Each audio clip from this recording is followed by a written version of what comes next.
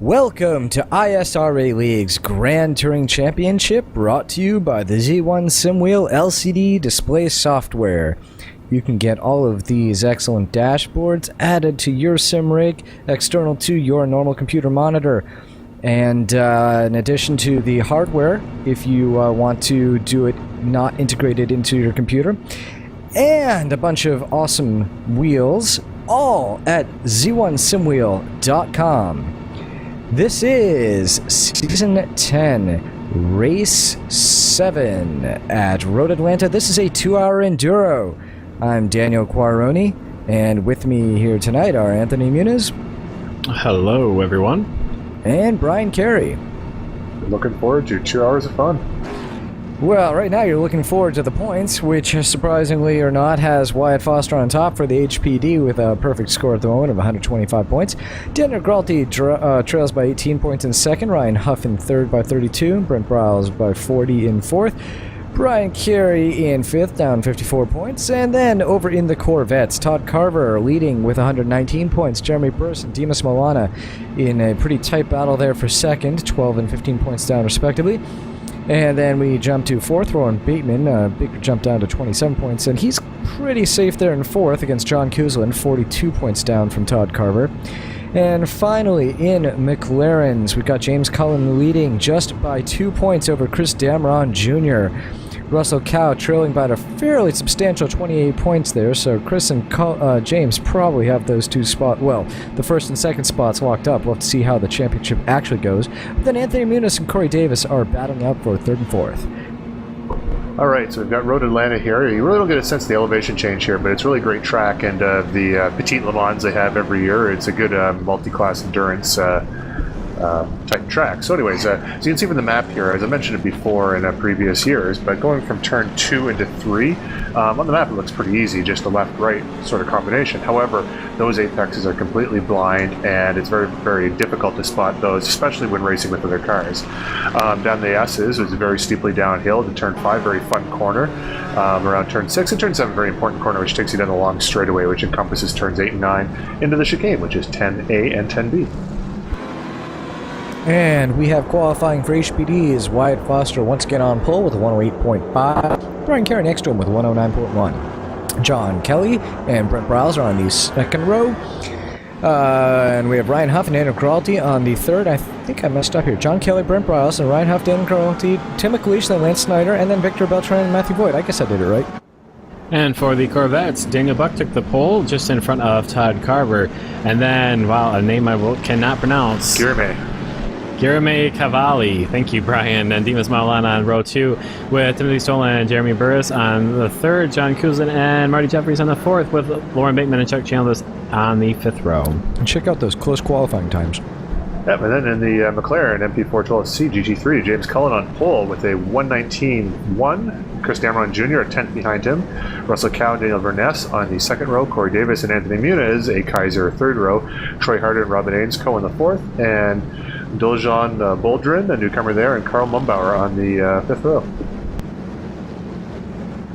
A lot of newcomers here this race, which is good to see. The people hopefully coming through this broadcast here and are deciding to join our series. So it's good to see some, I'd like to say new faces, but I have no idea what their faces look like. Oh, and it seems Daniel has lost my helmet. Oops, sorry about that. I'll have to find it again. It's alright, it's close enough. We've got 2 hours on the clock, and this is a pretty early green flag here. The cars will still be going down the hill just in the last turn when it goes green here. And it looks like Wyatt Foster has hit the gas, and there they go, and there's the green flag. John Kelly gets a nice jump on Gralty as they head through turn 1. Just now he moves up into third place. Wyatt Foster, as always, gets a great jump over the rest of the LMP field. Ooh, that was close there with John Kelly a little late on the brakes. Luckily managed to keep on the circuit. Did not remember that. But yeah, no, John Kelly home track for him. And Curtis Jones, another one of the newcomers here, coming through the McLaren in a Lotus colored car. Very nice there. Looks like he made up a position on Karl Mumbauer as they took the green flag. I know there's a bit of an incident there. Oh, and someone is off. No, I believe it's PJ Losi, yep. Okay, PJ Losi. And PJ making a appearance in the GTC. Doesn't always get a chance to race with us, but it's nice when he does. And a quick note, we've got the new sounds for the Corvettes now, so that should be something exciting to look forward to. As we ride on board with Daniel Gralti, just trailing Brent Briles here, currently in 6th spot into 10A and B. Looks like Brent went a little bit too deep into there, and that's going to give Daniel Gralti an advantage, but not enough, I don't think, to do anything. There we go, there's the Corvette sound. Sounds angry, folks. I love it. Oh, as Marty Jeffries very deep on the brakes there into turn 10A, closing up a lot on John Kuzlin. Now on board with Chuck Chambliss, as you see it from the nose camera, and onboard camera, a little schizophrenic here as the camera switched repeatedly.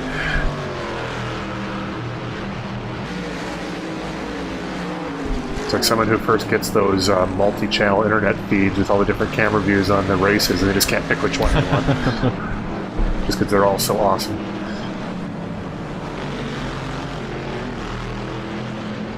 There's Chuck Chambliss in the number 15 Golf Corvette. And looking up the track there to, that was a kind of a cool camera effect there, going up to see Jeremy Burris. Oh, and Davis Valvano is just coming back on the track after going very wide into turn 5, or exiting turn 5. Burris almost had a chance to make a pass there on him, but he was stuck on the outside there going through turn 6, so didn't quite get the position. But yeah, turn 5 going to be very tricky here for a lot of these guys. And Burris looks like he's a little bit off his game.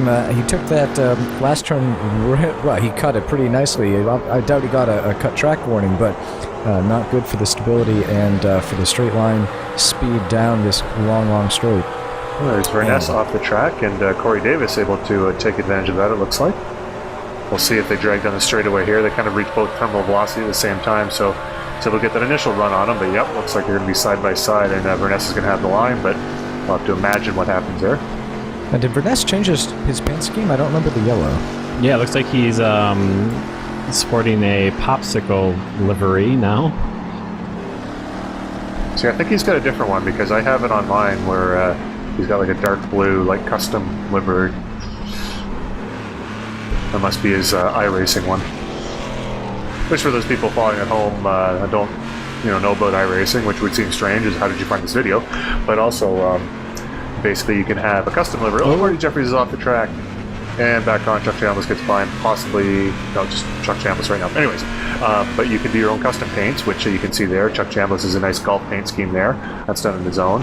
And then you have someone like, looks like Lauren Bateman right there. That is his iRacing paint scheme, where you just take a template, you get to pick 3 colors in various patterns, and just throw it on there. So, I mean, some of them look pretty good, but you can definitely tell the ones that have been custom made, they have a lot of more detail into them.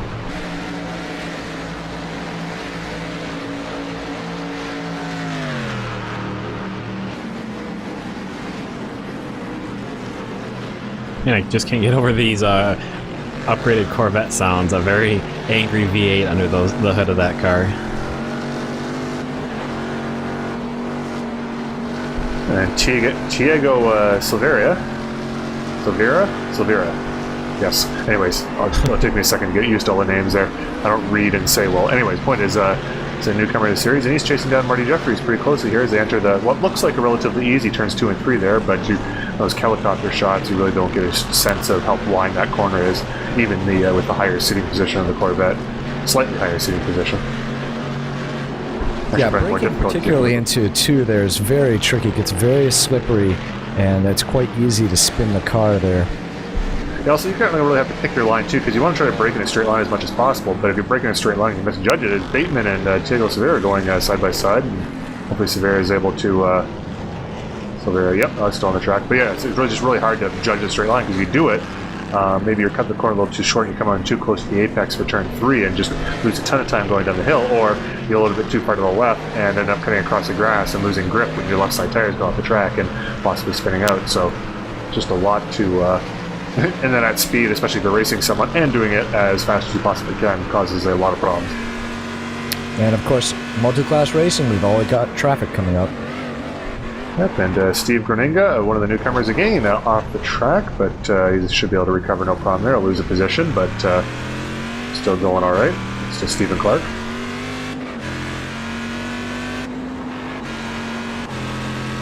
And now jumping over to Lauren Bateman, there's a little bit better angle there of turns 2 and 3. Oh, and both and a guys good example of how hard it is.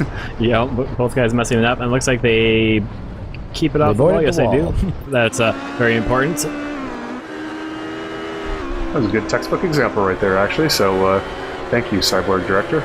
And speaking of taking turns here with traffic, we've got Tim McLeish, who just got held up a little bit by a McLaren, and that gave Lance Snyder the opportunity to catch right up onto his tail. And now they're going to battle it out. More traffic here through 2 and 3. No, Iron Maiden's in 80s. Well, I should say 80s because then they started in the 70s. But man, those graphics are frightening. Awesome, but frightening.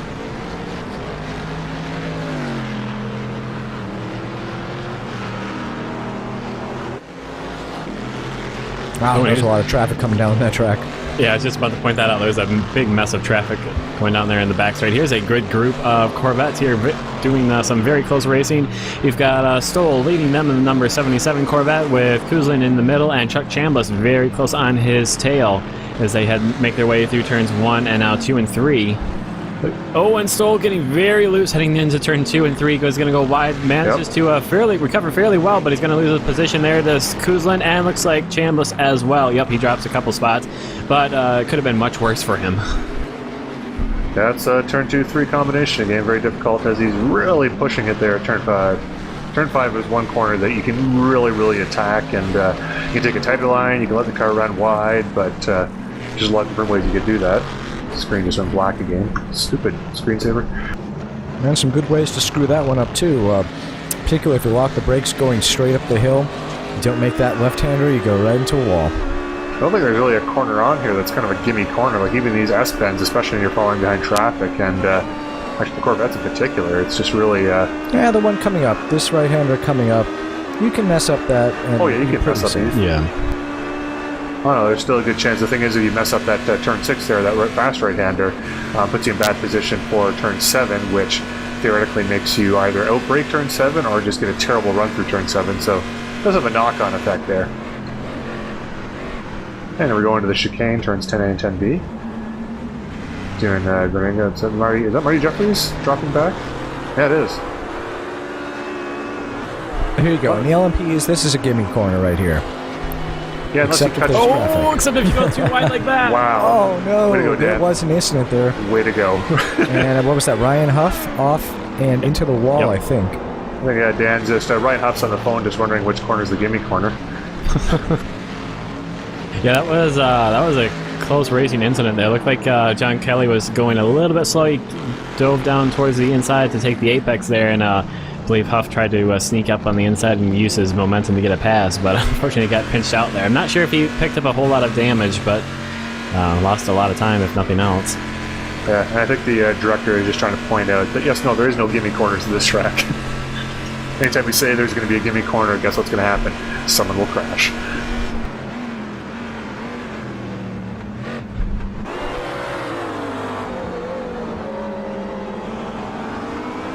There's an LMP pointed backwards there. Yeah, that was John Kelly there who lost it coming out of turn 7. Oh, and that's no, that was. Are you sure that was Morsdorf? I thought that was Brent Bryles there without his nose. It's hard to tell because he doesn't have his nose, and there's a lot of the color on that nose. So the yellow and red markings that distinguish the two of them. And here comes Wyatt Foster carving his way through the Corvette field here.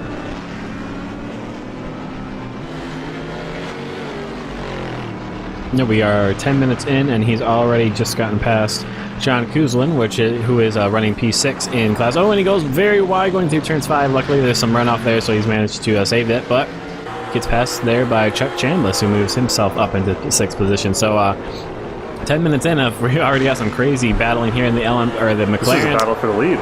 Yep. Dan Brown Jr. going to look to go on the inside, heading into the S's. They go side by side. He's going to have to fall back. And you can see Russell Powell also right back there trying to take advantage of the slower speed. Damron, as he made his way and had to fall back behind the leader, James Cullen. So that was some close action right there. Here's also more close action here in the Corvettes three-way battle. These guys are fighting for what, second place, I believe? No, third place. Got Cavalli, Burris, and Maulana here in very close company, about a second apart between these three guys. There's Russell Cal. There's in his Red Bull car.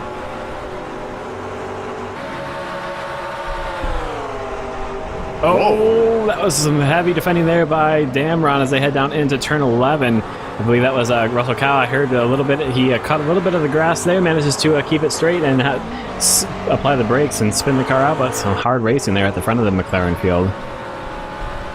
That was, I mean, for a 2-hour race, that was some pretty aggressive defending. Still got an hour 49 essentially left. Oh, Carl Mumbar's got the full YEG car back.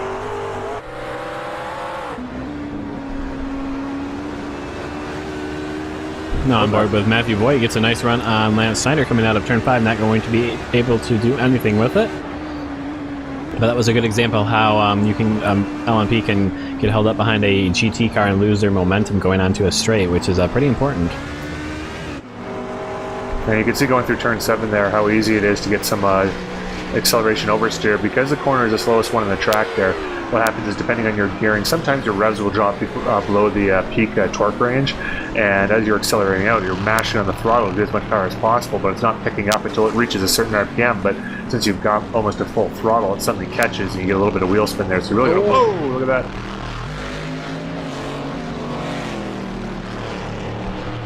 I'm not sure what happened to Cavalli there, but that's going to elevate Dimas Milana up into third. Oh yes, the O2, okay. Yeah, actually, oh, that was a car flying off, wasn't it there? Yep, I'm pretty sure someone exploded.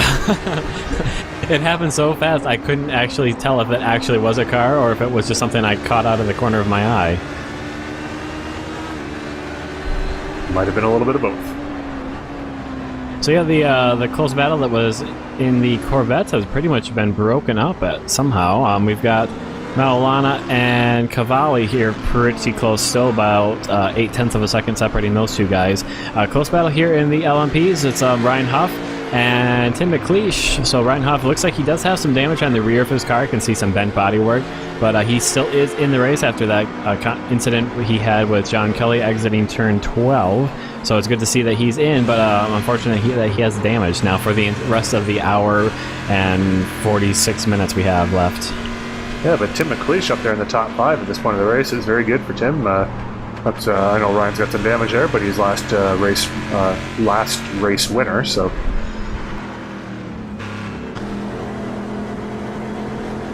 Launch him.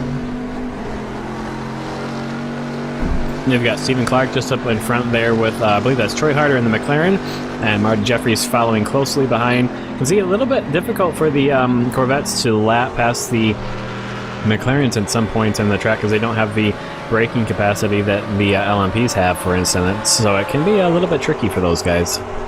Here, hold on, guys. I think Carl just made a pass. Wait, let's see if he can hold the corner.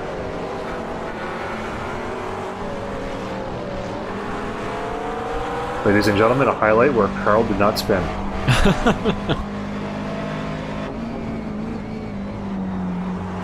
Oh, Damron gets massively loose, and Russell Cow's going to take the place. Just a few laps after that blocking attempt there.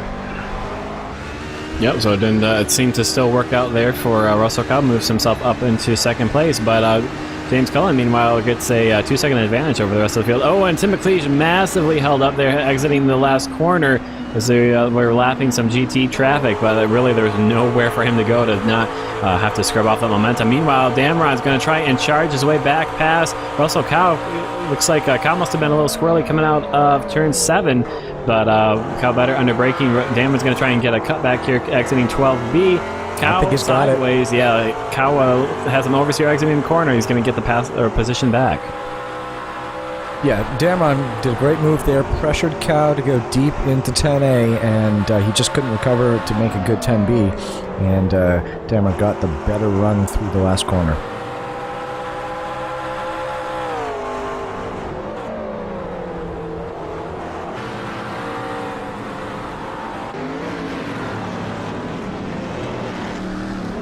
There's a Thunder coming over the hill here at turn 11, down the hill into turn 12. Dimas Milana just got Todd Carver just ahead of him. Now Milana has a nice run on Todd Carver heading on towards turn 1. Wasn't quite close enough to make a pass there, but they've got Carl Mombauer just in front of him. Oh, and we'll jump over here between Tiago Silveira, sorry. Still getting used to these new names that we have here. I believe these guys are all on a team. Alliance Sky Racing, possibly? I know it's a Brazilian team, if anything. Yes. And our Portuguese is a little rusty, but...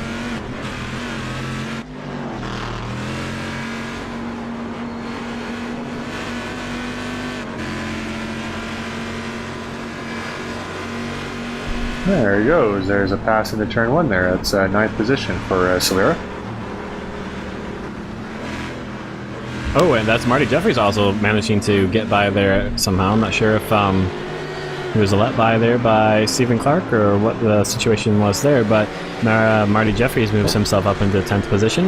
Tim McLeish, but he's got the Corvette in front of him. Oh, he's got the pass done. Very nice, very nice. You can just tell it was going to be a matter of time because I don't think Ryan has the top end speed to hold off Tim indefinitely. It's a very, very long back straightaway all the way from turn 7 up to the chicane at turn 10. They're both getting held up here, so I don't think that's going to be any advantage to Ryan Huff. And there's no room anyway to really make a pass, so McLeish keeps it through turn 1.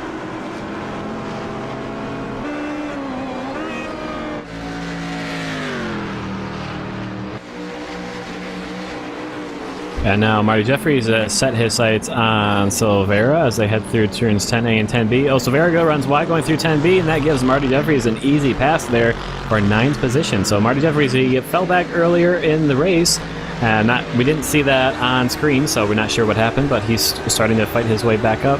He's got a long way to go before he can catch up to the next position in class. 20 seconds up to Lauren Bateman in P8. But, well, there's still quite a long time, so he could do it. Now there's a close battle here between Lance Snyder and Matthew Voigt as they head down the long back straight. A little bit of GT traffic in front of him, and Matthew Voigt is very close to the back of Snyder. He's trying to get as much draft as he possibly can, but it looks like Snyder's got a little bit of straight line speed on him. He's able to pull away even with Matthew Voigt in the draft. So I wonder if guys have decided to go for medium downforce or not. Basically, it's a pretty long straightaway here. Low downforce is what I believe most people have done. However, medium going through the slower bits and through traffic in the tighter bits might be advantageous, but makes it difficult down that long straightaway. I don't know if that's what Matthew's done, but... Oh, Chuck Chambliss early pit stop. Yeah, I don't see any damage, so I guess that's part of his strategy, but it's a surprising one. Yes, I am also shocked. Appalled? Slightly appalled. Although I'm not sure I can use appalled after listening to the opening to our last race. That threshold got pushed really high. That wasn't appalling, that was... exciting. Disturbing. Titillating. Terrifying. And my colleague Dan Crony has just won the award for best use of the word titillating. Brought to you by Z1 Simwheel. Word of the day.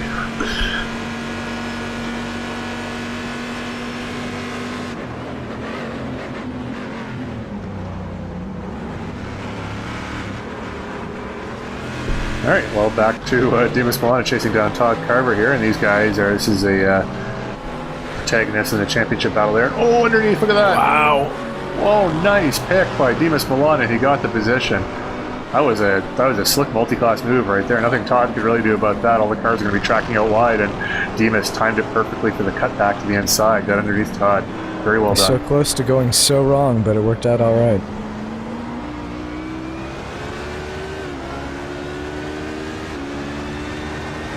Let's see if Voigt and Snyder disturb this this battle we have right ahead of us between Milana and Carver as they try to make their way through. I think that, I mean, Snyder should have it on the next They gotta corner, stick it but I in don't there think is he's what they going gotta do. to.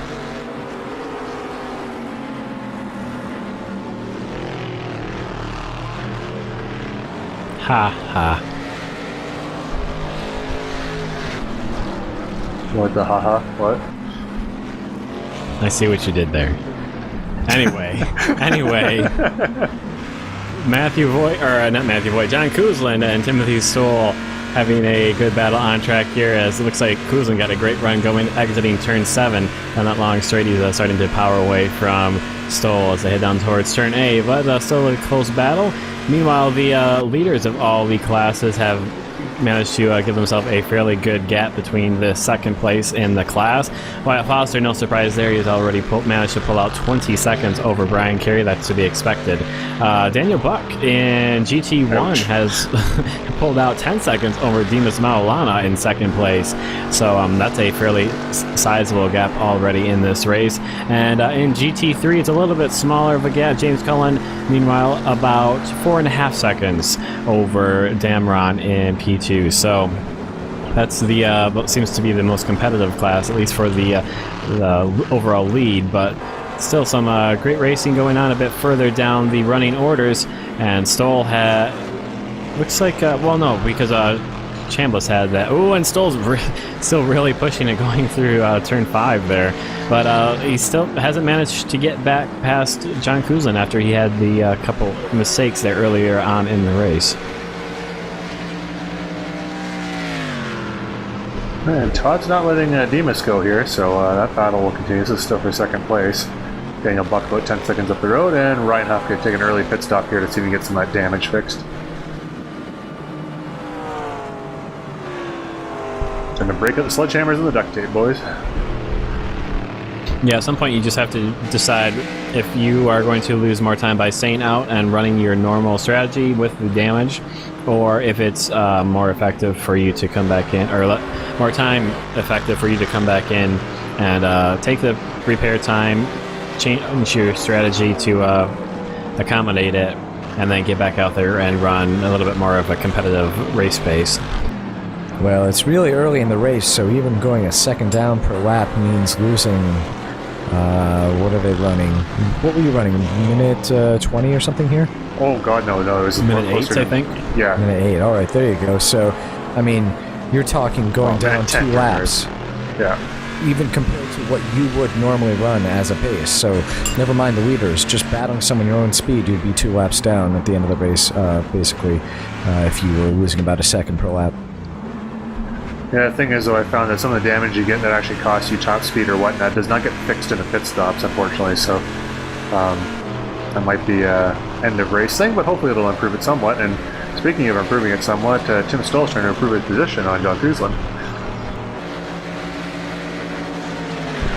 With Brent Briles and what looks like an incredibly scary-looking piece of machinery right there. That cannot be good aerodynamically. And a nicely executed pass there by Stoll heading into turn A. We've got a great run coming out of turn 7, way back on the start of the back straight. Used the draft, got on the inside, and made a nice pass. And it looks like, I don't know if, Briles has to know that he's missing a nose, I would assume, and that can't be all that good for the handling to drive around like that. I wonder what the airflow's like up the front of that thing. I'm sure it's closed off, obviously. Yeah, once again, it's so early in the race, you gotta wonder why he doesn't try to pit, and I'm pretty sure they do nose replacements, so... It could be a graphical thing, too. That's one of the things iRacing is sometimes there'll be damage in the car that's fixed, but it looks weird. Like, remember Colin McLean missing a rear wing there in Brazil in his McLaren, so the car was handling fine. I mean, he did spin out a short time later, but I'm sure that was unrelated. Yeah, but look at his speed compared to Stoll here. He's not gaining a whole lot. Yeah, he's definitely down on top speed. I'm not sure. It could be a bit of a graphic glitch where it got rid of the whole nose when it wasn't necessary, but yeah, I definitely think he's... because he's been sitting behind those 2 Corvettes for quite a while, so he's definitely down on speed. And Marty Jeffries into the pit lane fairly early, I think. We're only done about or 25 minutes into the race, so not sure if that must be strategy. Doesn't look like he had any damage on his car. Yeah, don't ask me about strategy right now. Normally I try to figure it out before the race here, judging by the one-stop races are 70 and 75 minutes over, Ness! And it's not like we'd know in Sebring. That's where he likes to run it there on the edge of out of control. By the edge of out of control, I mean going backwards. Touch over the edge. Hey, there's Anthony. I'm so glad we were on board facing backwards for that. And here's Anthony Nunez. Taking the Verness line on the inside. Vanessa's trick looks pretty good. I'm going to give that a shot. Anthony, next time do about 2 more spins. Yeah, I'm still working on my Verness technique. Yeah, it's not quite there, but maybe next race. You can't just go full Verness. You gotta. Oh, I feel bad for Daniel. We're really ripping on him here, but I feel a little bad, like kind of bad. I mean, like not really. 10%, but, you know, maybe. Yeah. Jeffries. He's still in the pit lane. Bateman, right? Oh yeah. There's close racing right here. Cool. Yeah, it is actually. Different type of racing. Whoever can do the fastest pit stop, I guess. We'll never know. Well, we could know.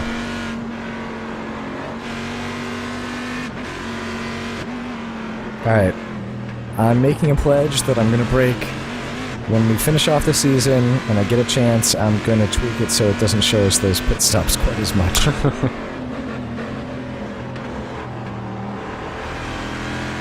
Well, this is not really in a battle here, but an unrelated battle, I guess. Corey Davis moved himself up into 3rd position in GT3, which is ahead of Russell Kyle.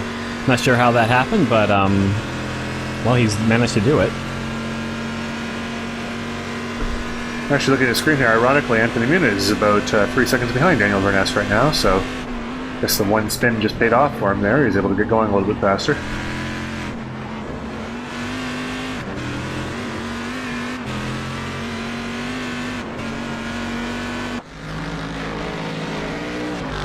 That was like an Alanis Morissette ironic, wasn't it? What's what? Alanis what? That was like an Alanis Morissette ironic, wasn't it? Yes, we're not actually ironic.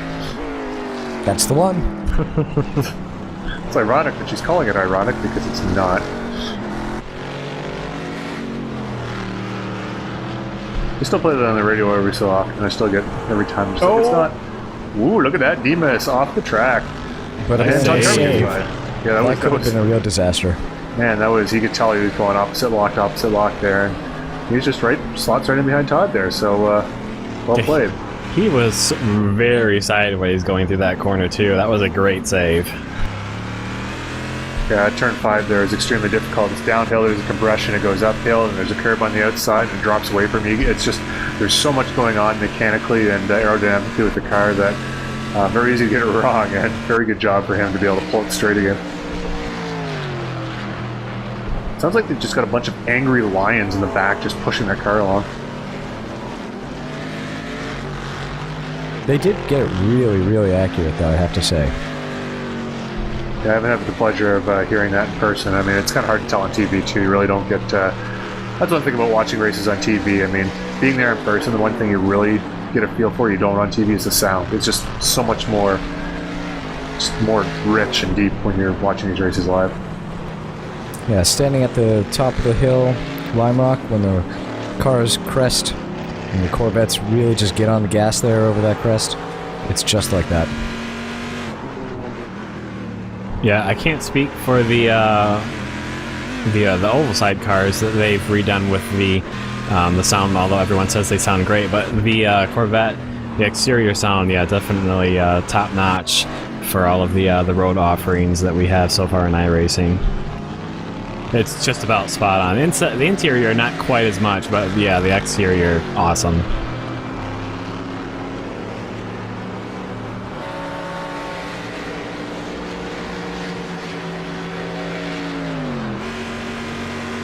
As we go on board with Dimas Maulana, looks like as he's trying to chase down Todd Carver, they've managed to close the gap between himself and Daniel Buck, although I see now he has just made a pit stop half an hour in.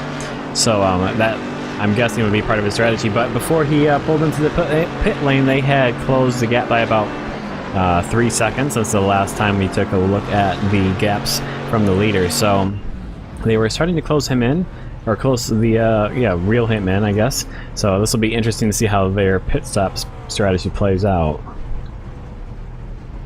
See those guys cleaning off the windshield there, doing a really good job, just working really hard.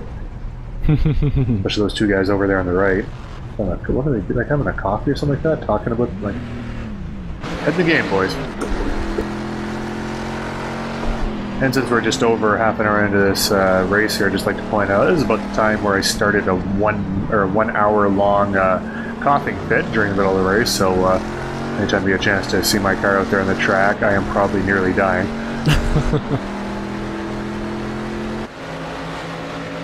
Maybe we need to get you a cough syrup sponsorship on the car. Yeah, like some Halls or Fisherman's Friend or something like that. Yeah, something. It was dreadful, let's put it that way. Because you don't quite do any iRacing here, it's very intense, and like, you know, the heart rate goes up, and you do kind of feel a little bit, but you don't have that adrenaline factor you would in the real race that kind of suppresses those sort of, you know, physiological happenings. And it was massively annoying. I was just happy that you didn't have voice-activated TeamSpeak on. Oh, I just would unplug my microphone. That message goes out to Andy Fuller. Not coughing nearly as badly as I was, but... It is kind of funny listening to when because he's been sick recently, so listening to him try and hide the cough that he's having when it's still coming through, it's a little funny to me. Yeah, I got a good battle here. Is James Cullen, who's leading the McLarens, as it were, and in the middle of these Corvettes here. But the Corvettes should be able to, at least Milana at any rate, should be able to drive past them straight away here, no problem. I'm also just noticing the gap has come down between Cullen and Damron in the last couple laps, down to about 3 seconds right now. I'm not sure if that has anything to do with some of the traffic that has made its way past the GT3 leader, but Damron manages to close the gap about 2 seconds in the last 4 laps or so.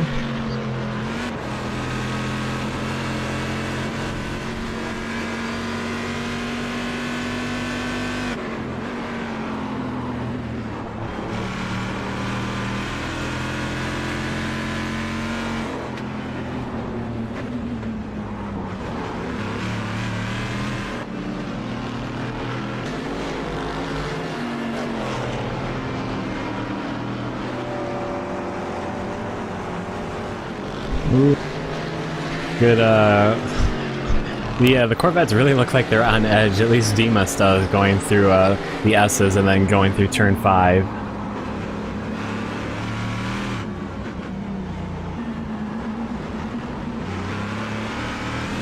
Yeah, going through turns down there, it's the one thing with the Corvette, because it's such a slow corner, the torque of the Corvettes is very easy for them to get a good run off that corner compared to the LMPs. The LMPs really need to have low downforce, get into a good draft to be able to come past them there.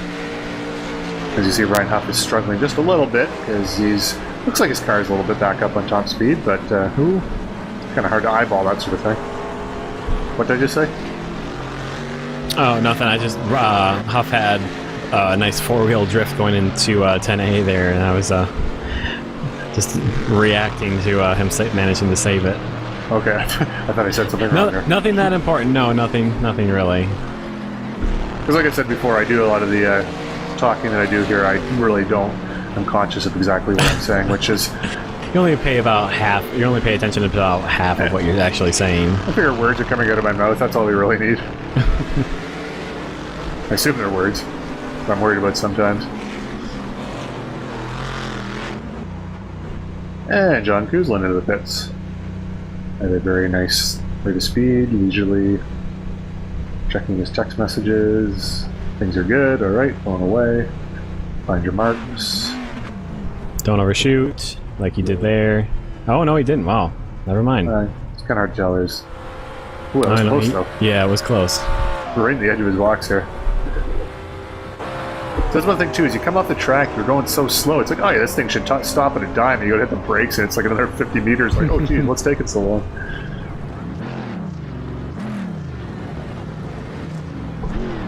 Does sound cool, I'll give him that.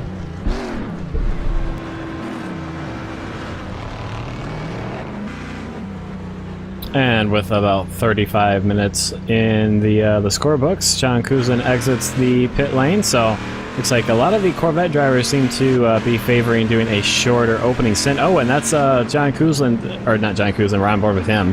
Chuck Chambliss there sneaking by on the outside, exiting as Kuzlin was exiting the pits. And it looks like he splits up the battle between Dimas Maulana and Todd Carver. Now those two have not yet made a pit stop, so this isn't really a battle. I guess they would. It means that they're putting a lap on him technically. Yeah, this is really such a short lap, though. I mean, I know the LMPs we're going to be doing in excess of 100 laps here over this 2 hours, which is quite frankly ridiculous. That's a ton of times around a track that's not an oval.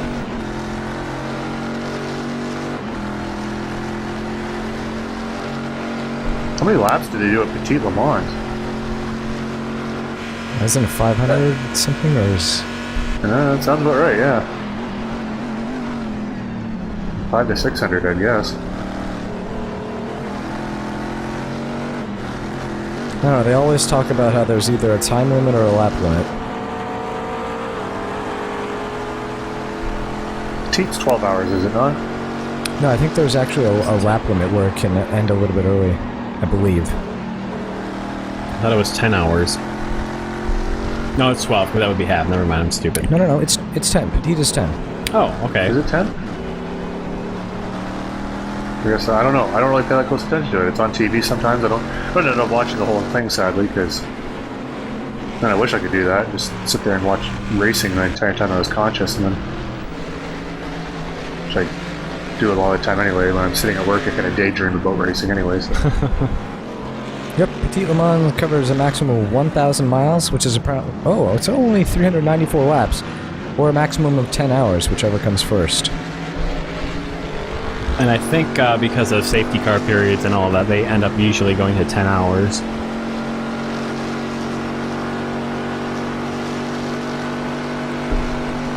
Here comes Wyatt Foster. Let's see, only in 2009 has the race failed to complete 1,000 miles. Oh, okay. It was rain stopped in 2009.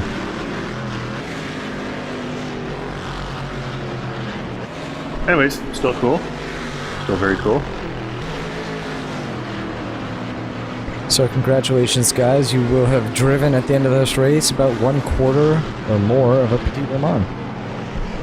Like a third of a Petit Le Mans. Wow. No, a quarter. What, 394? 394, but you're going to do over 100 laps, you said. Well, yeah, Nah, but like I guess it's only around 100. Okay, like, so it's I'm talking like 102. all right, so it's a quarter of a Petit Le Mans. Still pretty cool, though. And hopefully we get driver swaps in here at some point, because we can really... that'd be a fair distance to do. Like a 24-hour race, that'd be quite a logistical... be awesome to do, but... with people with, lives and whatnot outside of this. No, it's actually not that bad. I mean, I've done one once, and I mean, typically what you do is you get people in different countries to drive stints in a time zone that makes sense for them. So you do it over a weekend, and you just take a 2-hour stint. I don't know, whatever it happens to be in the middle of the day, and someone else takes over after you. Was that through GTR? That was OFS. I've never actually done that one before. It was really good in the day. I mean, I haven't raced it. I haven't tried it for quite a while. I mean, its physics were a lot better than GTR's. Its sound effects were just a little... and it didn't use licensed cars, and, the cars are a little bit lower performance focused, more like club racing. But it was a lot of fun, and it had driver swaps. Yeah, I know, that'd be really good. This one looks like it's coming here shortly. I mean, it's iRacing, they always want to make sure that they get the product just right, and they do have a lot of balls in here too, which Yep,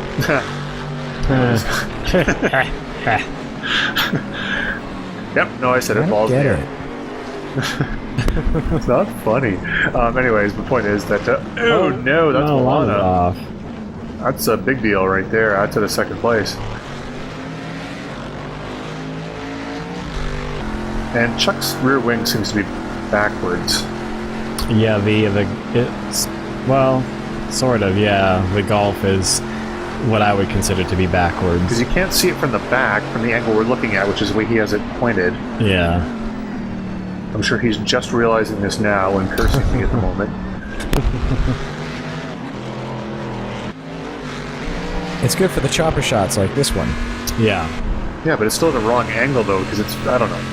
It's like looking at a sign rear downhill. chase chopper shots. At an angle. Yeah, then it works perfect. Do we have one of those? Maybe. Sure, why not? We do. We have every shot you could want. It's just we don't show all of them. Actually, if you look closely, if we had the close-up there on Lance's car, whatever, underneath the hood, actually, instead of a, the Honda motor that they have for these LMPs, it's actually a small metal band. Powered by long hair. Even though I think pretty much the guys now don't have long hair anymore. Oh, they do. Don't worry, they do. I'm gonna double check because I'm pretty sure I thought the lead singer there was. Oh well, I thought you were just talking metal bands in general. Never mind. No, not all of them. They vary. I don't even know what would be considered a metal band these days, anyway. Well, there's about 20 different types of metal now, so. Yeah, that's what I mean. Like, I think of things like, from, I don't know what it is. When I was around 20, like, kind of locked into the music that I listened to. So, bands like Korn and, I can't even think of the other ones now for some reason. I've got them all on my iPod. But anyways, that's what I consider metal now, even though I'm sure it's, different. We're back in the day, like, we're, sort of evolved from like Slayer, Pantera, Iron Maiden before that, I'd consider, I guess, metal. I guess Iron Maiden's metal, would it not be? Yeah, I would say so. I would say it's still metal. Maybe you would consider it to be more of like a classic metal. Classic metal. I don't something. Which I laugh. Like classic rock, but metal, I guess. You're actually, if you're looking for classic metal, look up a band called Nightwish. They've got some pretty sweet kind of instrumental / just ripping guitars and bass and drums and all that. It's kind of an interesting combination. Okay, so yeah, like a metal and a classical or an instrumental mashup. That sounds cool. Yeah, I've seen some of those before. If Mozart was alive today, he'd rip it.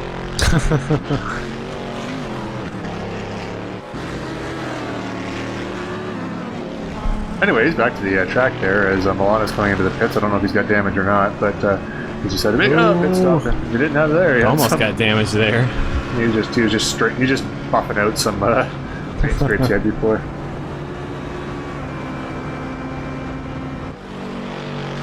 Man, it's really tough doing these commentaries while the NHL playoffs are on.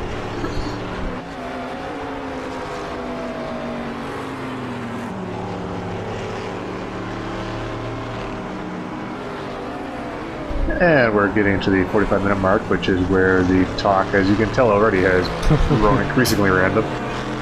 And will remain so until probably about the last 20 minutes when things start to heat up.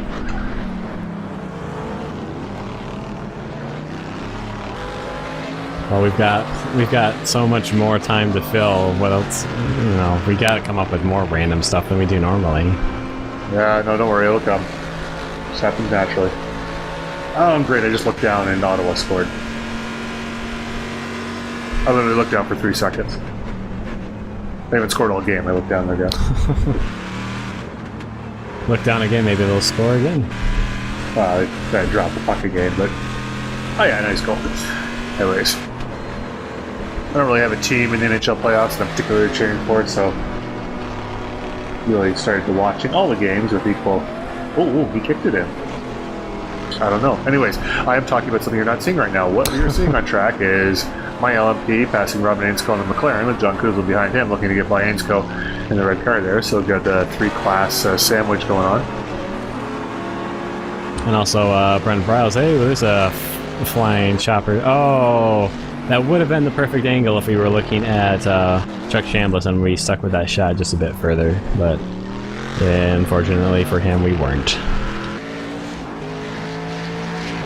But we are looking at Todd Carver, who has taken over the lead of GT1, and he has yet to make his pit stop, so we'll have to see how that shakes out. Right now, Daniel Buck is 11 seconds back from... Oh, no, 37 seconds back. Excuse me, I was reading the wrong split time. But I think with that gap of 37 seconds, Buck should be back in the lead once Carver makes his pit stop. And by the way, Wyatt Foster is about 15 minutes from lapping the field, so sit around and wait for that. Yeah, 45 seconds in front of Brian Carey in second place at the moment, and we're about 45 minutes through the race, so there should be the second lap. Yeah, there should be the entire field be lapped here before the end of the race. Qualified within about 0.6 of them, which I think was the closest gap I've had all year, and then race time, he's like, haha, no gap for you.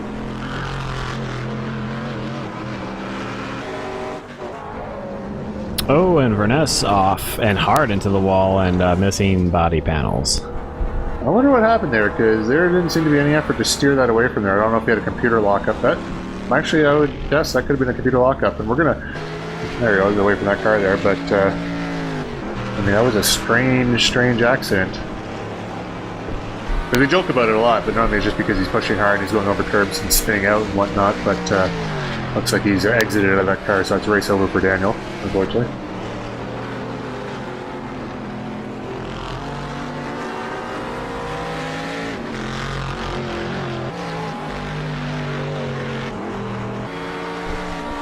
Yep, and there is the confirmation. Number 33 exited out from the pit lane, so that means he is out of the race. Alright, as we're following Todd Carver around here as he goes underneath Curtis Jones there, I'd like to play our Z1 Simwheel sponsor random trivia game. What did Todd Carver have for breakfast this morning? So if you'd like to put your answers into the comment section below, we will review those later and pick a winner, which would be a, I don't know, autograph Todd Carver. Screenshot of his car, something? Yeah, and he could pretty much just do that in like Photoshop or like MS Paint or something.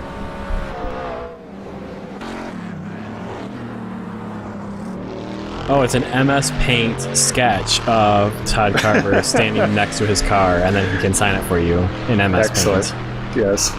Perfect. Love it. I totally hope I win. I'm saying scrambled eggs and toast.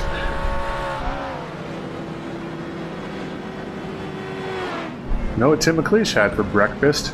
Liquid breakfast. Steam whistle. Call us. I've always meant to take the brewery tour when I go down there. Oh no, Curtis Jones! And into the wall, yeah. Sad. He done? Maybe. Yep, he's out.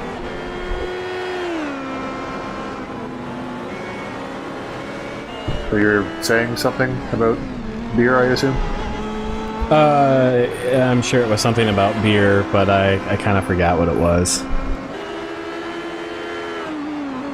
Oh, Steam Whistle, yeah. The amount of times we've mentioned you and pretended to endorse you on... No, really endorsed you on the broadcast. Why haven't we been sent any free beer? I think we gotta send it to him down there, but that being said, I mentioned before, I prefer the Muskoka Cream Ale. If you'd like Muskoka, if you'd like to sponsor us, we will gladly sell out the broadcast for some free product. Maybe it's because Tim hasn't finished high enough for them. Oh. Hey, he's in top 5. Yeah, he's right doing now, good. So. Yeah. Top 5, I think that should be enough for a case of free beer. Well, now he still has to finish in the top 5. Damn it.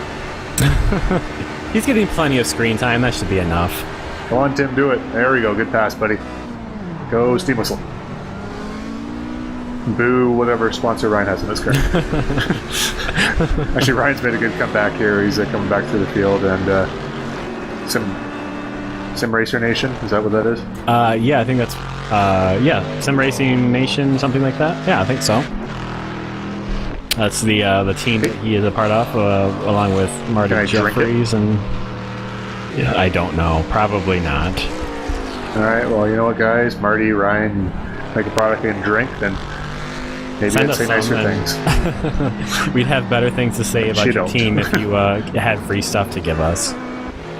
You be careful there. I think they already do make a product you can drink, and if you're not careful, they're going to ship you some.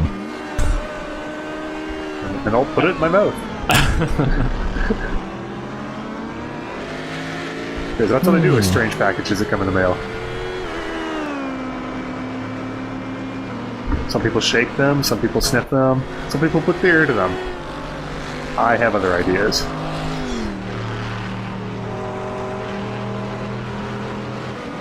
Really nothing to say after that, so we'll just let that one fester for a bit. Let the awkward silence ensue.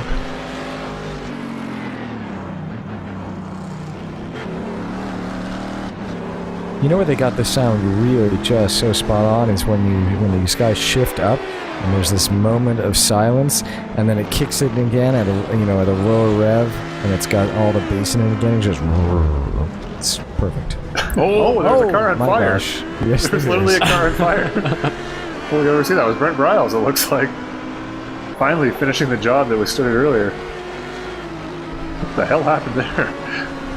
Oh no, that was a massive explosion though. There's Wolf Blitzer when you need him. Misinforming someone somewhere, I'm sure. But doing it enthusiastically. And if there's a car on fire, he will be on top of that. Still one of the funniest things I've ever heard. It was one of the hurricanes or something, and they just have B-roll as they're going to commercial, and it was literally a truck off the side of, like, it was like just off its side and like the front yard somewhere, and he closed off the broadcast by saying, "Truck not where it's supposed to be," because he covers it from all angles. Bringing you to the story to your house. Hey, Dan Gralty here. We're on board with him. Lance Snyder's up in third place right now. That's not bad for Lance. No, I don't think he's made a pit stop yet, but even still. Lance having a very good race. Lance very familiar with this track here. I believe he does a lot of corner marshalling here. I think we mentioned that before. I think primarily in the turn 10A, 10B area, but I'm pretty sure they just send him wherever. I don't think he has like rights, so he doesn't just like run there and like lick the corner marshal post and like, this one's fine. Actually, he might. I shouldn't dismiss that. It is a possibility. Now he's off to claim his pit stop after almost over 50 minutes in the race.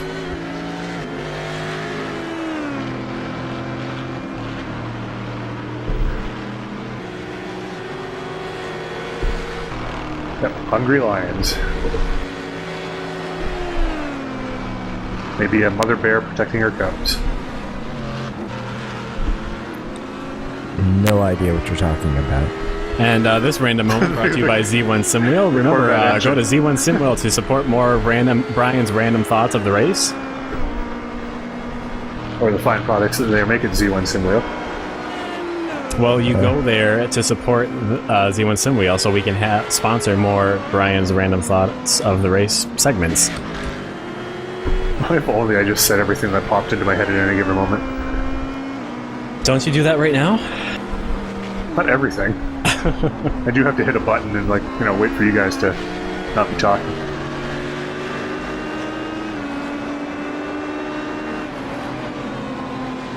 You can see Ryan Huff here. Let's see. Right now he is 1 second behind Tim McLeish. Tim McLeish getting slowed down by some traffic, and we can't quite tell what it is. But now Ryan Huff within a 0.8 seconds of that Carver. Is that Todd Carver? It is. That might be... Is it Carver? I think it's... Oh, wait. Is there someone else with an orange? No, it's Todd. Oh, no, it is. Yeah, who is the other? Lauren Bateman has a car that's somewhat similar, but he's got more orange on it. That's why I thought it might have been him. That rear end looks slightly familiar as Todd Carver jumps into the pits. Well, getting stuck behind Carver has cost Ryan another 0.8 seconds. So, again, as far back as he was close to Tim McLeish just a moment ago. But let's see if he can cut down on that time and make a move. Speaking of which, here comes a random thought completely out of left field. If I have just paid off my mortgage and I was driving home, and when I opened the garage door, a marching band came out, I'd probably try to run over them with my car. That was not the ending to that. I was not expecting that end to that statement. Just for Does any FYI. of that apply to you, or did complete random? No, Yes, did you just pay off your mortgage? No, God, no. No, it's the Scotia Bank here in Canada sponsors the NHL, and they just had a commercial where that was the scenario in the commercial, where a lady paid off a mortgage, came home, and marching band came marching out of her garage. Nice to have that context there. Ryan Huff going onto the grass to dodge that Corvette. That's a tough place to pass there. Corvettes need a lot of track there, and they're really slow there, so really tempting to go on the inside there, and it works most of the time, but I mean, sometimes Corvettes are just hanging on for dear life, so they don't want to turn in on you, but they also don't want to die, so it's kind of narrow sometimes. Stoll, after a poorly executed pit stop, missed his box a little bit, but now he is out and in 4th position. Now 5th, as Chuck Chambliss sneaks his way by going into turn 2. So, that was a well-executed pass there. If only he hadn't missed his box.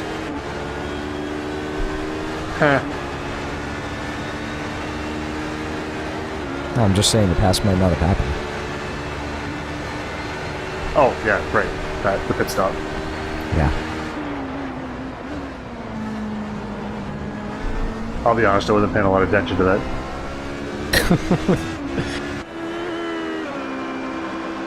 So I like with you not paying attention, I like the way you took that statement. No, I actually heard him. I just felt like going lowbrow. When in doubt.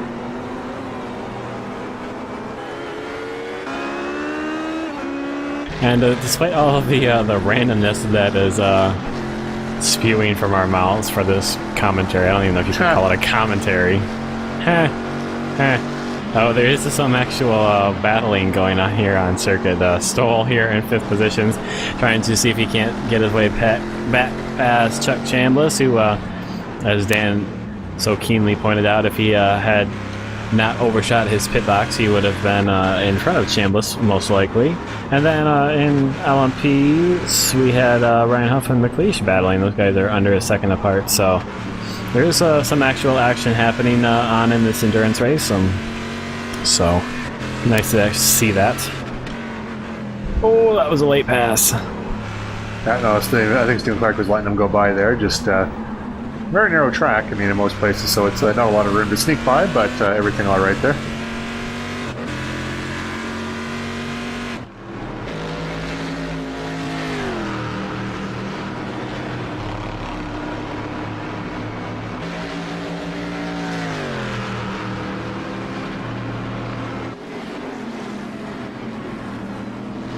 Oh, and we are just about halfway through this race. We've got another minute and 20 seconds left in the race, but Foster hasn't quite done it yet. He's hasn't quite managed to lap the entire field in 1 hour. He still has Brian Carey. He's getting very close to Brian Carey, but he hasn't managed to put a lap on him just yet. My efforts to make him go away from behind me didn't work so well, I don't think, and it's coming up pretty darn quick. Yeah, like I say, I'm about I'm 30 minutes into an hour-long just cough fit there, where pretty much it started out whenever I was accelerating off the corner, I'd start coughing, and then it started, mid-corner, and then it was like mid-straightaway, and then it was just everywhere, just coughing continuously. It's actually doing pretty good where I didn't have any incidents up to a point, but I was going inside Todd Carver, going down to the chicane there, and just coughed a little bit and just put a couple wheels off, which sucked, and then another incident later in the, probably shortly here, where just a few wheels off too, but otherwise doing not too bad.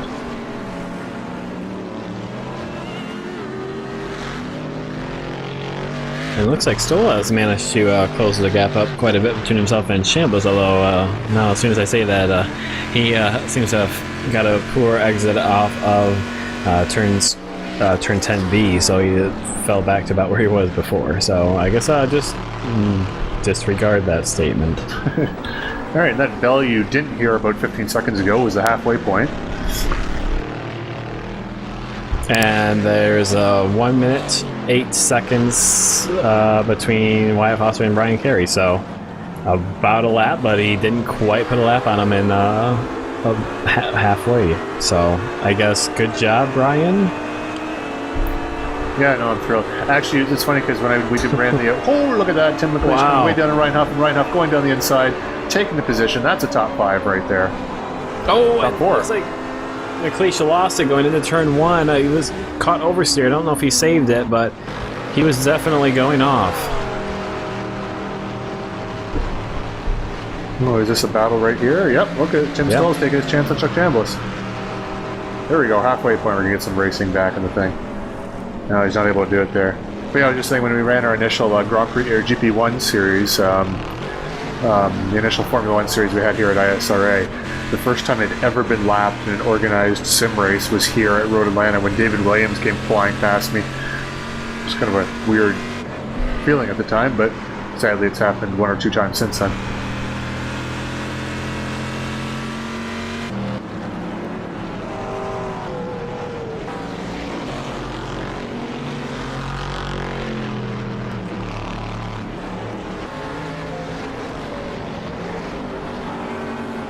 And looks like after that off that McLeish had going through turn 1, I think he was able to avoid damage and hitting the wall, because he's dropped 6 seconds behind Ryan Huff in 4th position, but that 6 seconds is staying pretty much stable. Oh, and I think contact there between Stoll and Chambliss heading through turn 7. They got held up there by another slower Corvette. I couldn't see who it was, but looks like they probably got away with that one with minimal damage.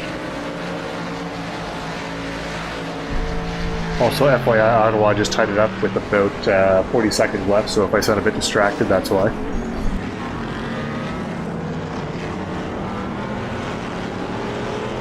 And Stoll managing to pull the gap back up, or close the gap rather, to Chambliss, as he had to slow down for some McLaren traffic there. That's who's that? Carl Mumbauer, who's actually having a very good race. He's running 5th position in GT3, so managing to stay consistent, not do any mistakes, and he's climbed quite far out from where he started, which I believe was 10th position, so he's doing a good job. And now here's that backmarker Corvette. I still can't tell who it is, but well, it's another Golf liveried car. I don't think there's any association with that car and Chuck Chambliss, but and Chambliss looks like he got some oversteer exiting turn 5, and still not going to be able to do anything about that. Not going to be able to have an opportunity for a pass, but definitely close the gap up to himself, or up to Chambliss rather. I think that car ahead of Chuck there is Golf sponsored as well, so yeah. So I don't think there's any association between the two, but they are both Golf sponsored.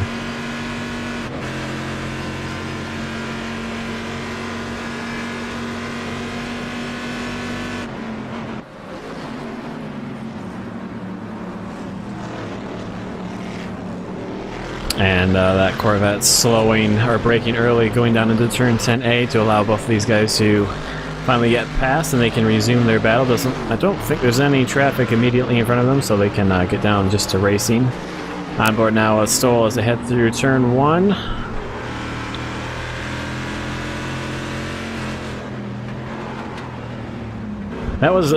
That's sort of a good view of how blind those corners are, but this camera's sitting up at a different angle than what the driver actually sees, so it gives you an idea. But if you've never driven in one of these cars when at the circuits, at least in the McLaren, maybe the view is a little bit better in the Corvette. I haven't driven the Vet here, but you're basically aiming at nothing. You pick a tree or something off past the barrier there on the outside and aim for that, because you can't see the apex. yeah, I had done some laps in the Corvette here Oh, it's season or two going, and the view I think is the same, and it's pretty much the same thing. You just kind of, you find your line, you know where you're going. It's not looking at the track, that's for damn sure, and then you try to find it every time, and to stay consistent is extremely hard there. You hit it, goes great, great lap time, but it's very easy to lose a lot of time by just missing it a little bit.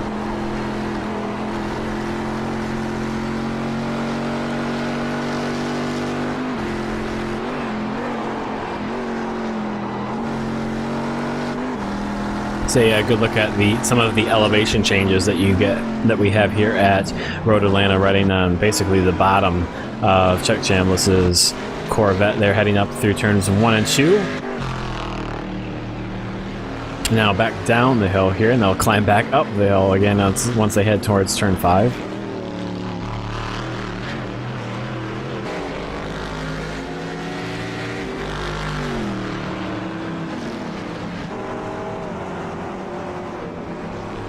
And Tim McLeish, there he is. So, yep, no damage on the car. He's still alive. He didn't die after going off at turn 1. And it looks like he's got Ryan Huff 2 seconds in front of him, so he's closed that gap quite a bit, which looks like, so Tim having a pretty good race here at Road Atlanta, getting past some slower GT traffic there nicely. And, yeah, the gap is it's opened up a little bit more once he had to get through the GT traffic, but he's still having a very good race.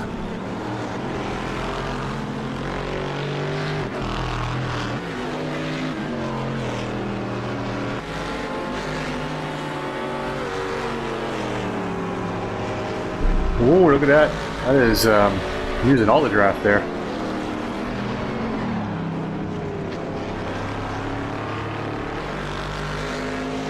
Oh, and that was Curtis Jones. So Curtis, just a little advice, might want to read the rule book. What did he do there?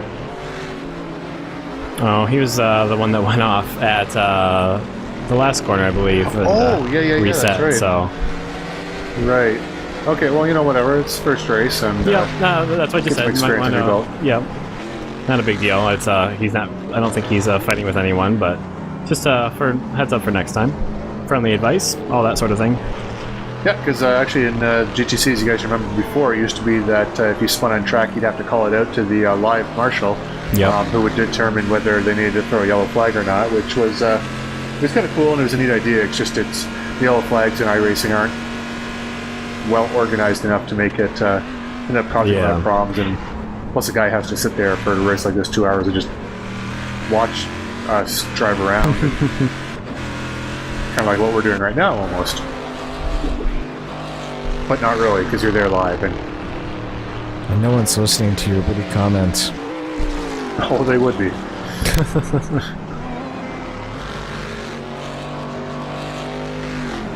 I think Witty's a bit much. Oh, we just cut Tim Stoll there in turn 2, caught too much curb there, but that's a margin to take there in turn 2. I mean, you got to try to cut that corner just a little bit, but it's really hard to see exactly where you are, and you catch a little bit too much. You saw what happened there, and Tim got really loose going through turn 2.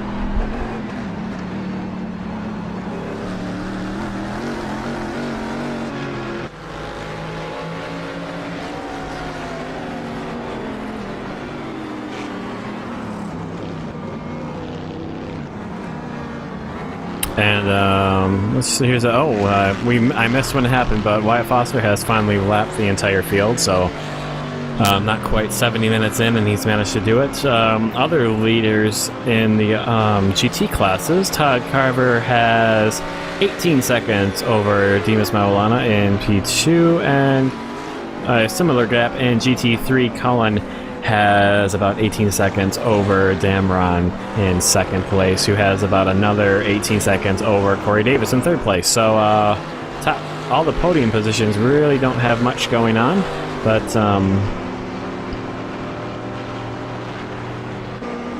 yeah, not a whole lot going on really anywhere, to be honest.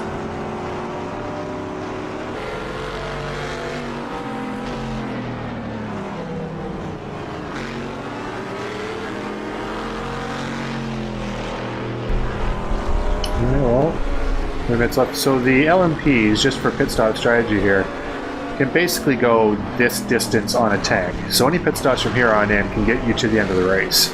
However, judging by what strategy typically is, normally you're going to start a little bit heavier and make your pit stops a little bit shorter.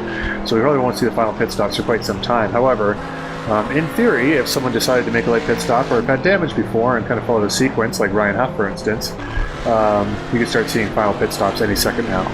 I don't know what the other cars are like. I think the McLaren's pretty good to the end from here as well. Corvette, maybe not. Not sure. Really don't know. Yeah, McLaren is good for sure at this point, and yeah, I can't for sure speak for the guys in the Corvette, but I think they can make 50 minutes on a tank.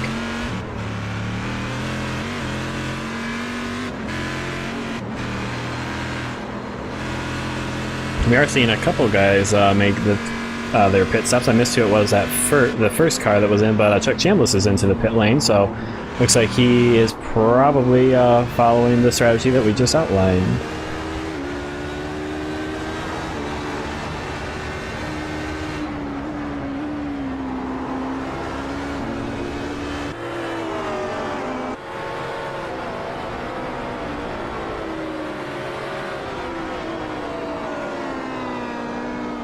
And now Tim McLeish has closed the gap between himself and Huff as they fight for long distance duel. Maybe that's more appropriate. 2 seconds separating those two guys at the moment. So not really a fight at the moment, but McLeish has managed to close the gap by 4 seconds after he went off at turn 1. But it's held fairly steady at around 2 seconds for the last 10 minutes. So it looks like Ryan Huff has gotten himself into a good rhythm, and these guys are just turning down some laps here with 48 minutes left in the race.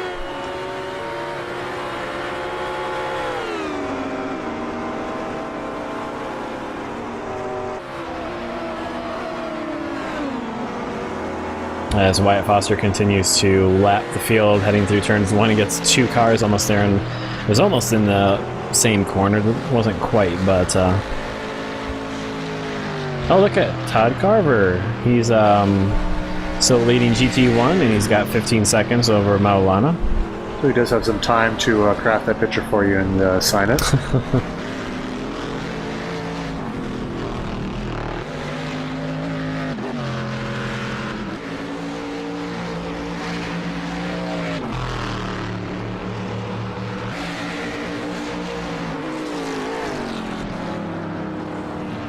Oh, that's, who was that just went off? I don't know, I missed it. There's the other golf car. I don't remember who was driving that. Anyways, but yeah, that's turn 1 there. That's another thing too. Turn 1 is something I didn't mention at the top of the broadcast, but going through there, it's a very, very fast corner, very tight apex, almost like a kink, like a really fast kind of downhill kink. And if you get it right, you get a lot of grip and you can hug the inside and get set up for turn 2. But you get it slightly wrong, it's very easy to push wide up over that curb, and then the grass and the wall is at such an angle that it's very easy to just go straight into that thing and end your race. Yeah, it's 59. Oh, there it is. Who is 59? Oh, Steve Gerdinga. He's one of the newcomers here to the GTC at... It's going to take a lot of body work with that there. Yeah.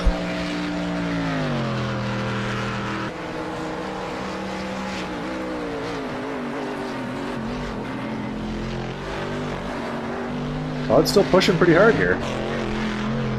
Yep, 14 seconds between himself and Maulana, so he lost a second at somewhere in there. Oh, and he's running very wide on the final corner, and got off the throttle and coasted back onto the circuit, so manages to save it there without too much time loss.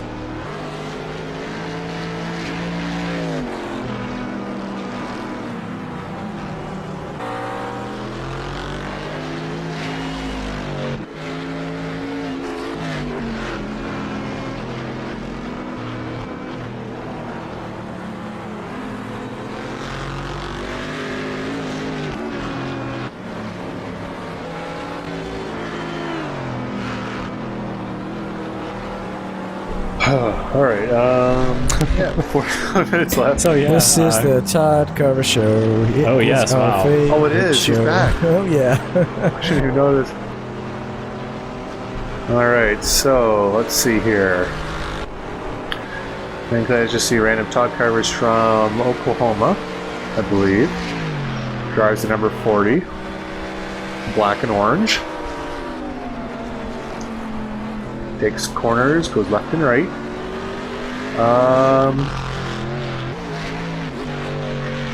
Yeah, I don't know. You guys got anything else?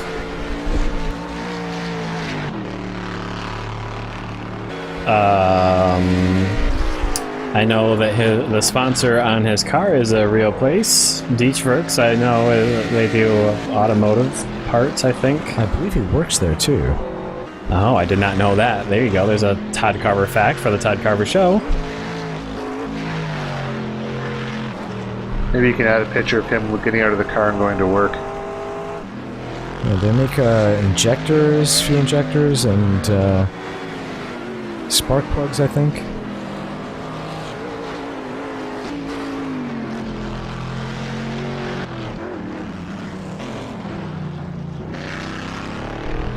Yeah, there you go. A little wiggle there, I guess. It looks like he's trying.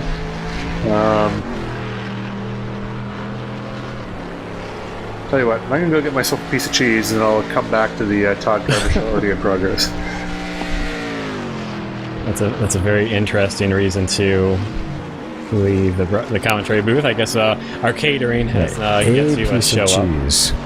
Yes, just one. He's only very slightly hungry.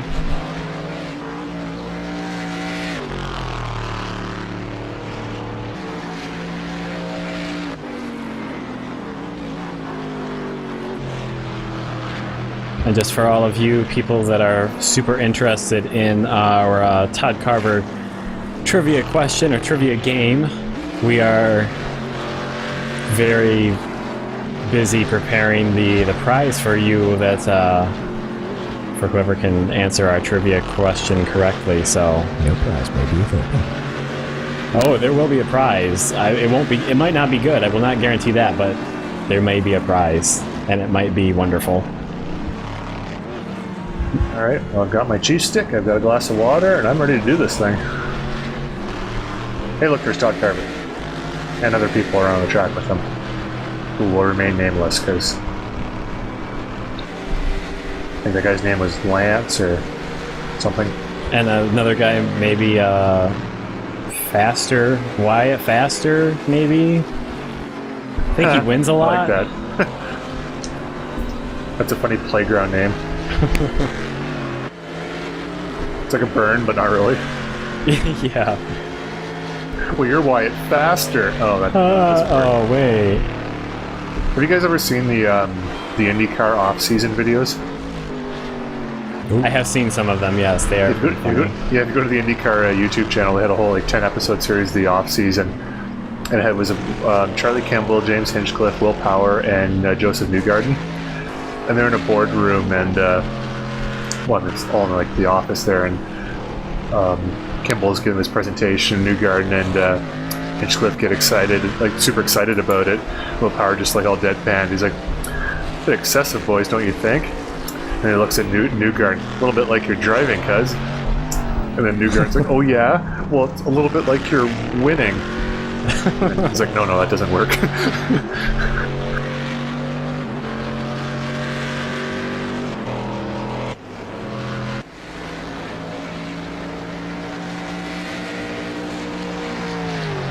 I could watch this for another minute. I think I could too, but no, I think I could only watch for another 50 seconds.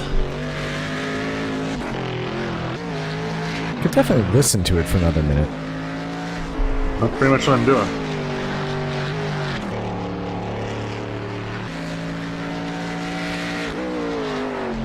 Todd, I hope they're paying you well for the at Dietzwerks for all of their sponsorship time that they're getting here. Oh, there's a nice bit of oversteer that he had there. It's safe going into turn 3, saved it.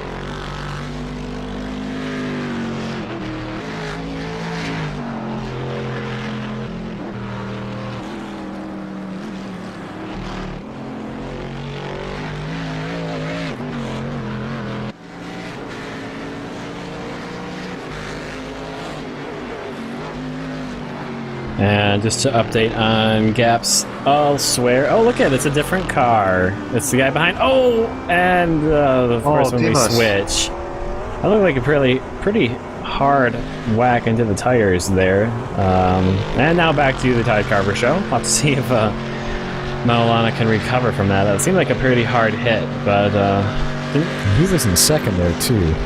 Yeah. Let's see if he can hold on to it. Still has it by 10-8. Oh, that's closing. Daniel Buck closing really fast. Alright, it's kind of stabilized at about 7 seconds, so I don't know, I just can't imagine that he got away without damage there. It seemed like it was such a hard hit at the front, the driver's right, which is right where the suspension is. There isn't a whole lot of body work at that angle, so...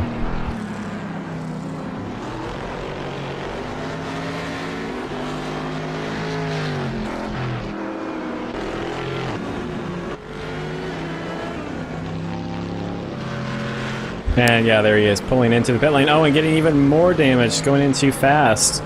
And I have a feeling that means that he will definitely be out of the hunt. He could take this opportunity, depending on how much damage he has, to pit for the final time, refuel, get his tires, whatnot, to get himself to the end and finish out the last 39 minutes. But he definitely can say goodbye to that second place.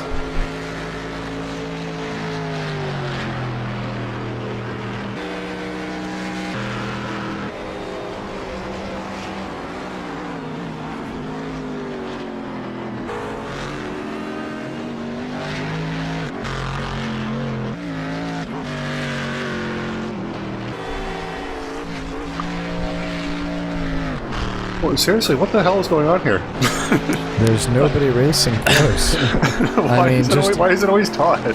That's what I'm not sure of. It's supposed to be a random leader, and it's supposed to pick... I mean, it's not supposed to just log on to one and... Like, why don't we just show Wyatt for once? We never see Wyatt, because he's always so far ahead. Yeah, that's a question I can't answer. Yeah, he's not the leader with the smallest gap either, because James Cullen in GT3 is leading Damron by only, I say only, 19 seconds in the McLaren. So there's currently 35 seconds between Carver and Buck in the GT1. So yeah, I don't know.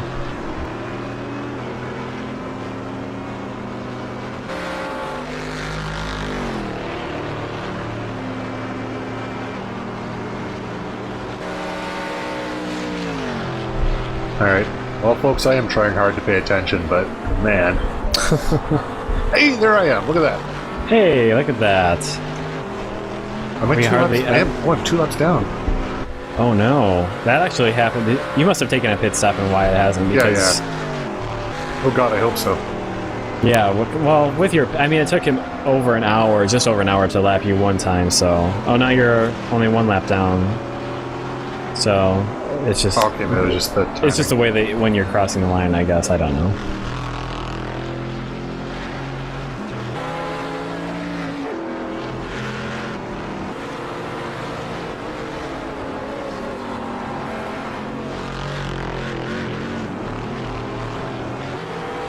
Alright, looks like we've got 27 seconds more of this.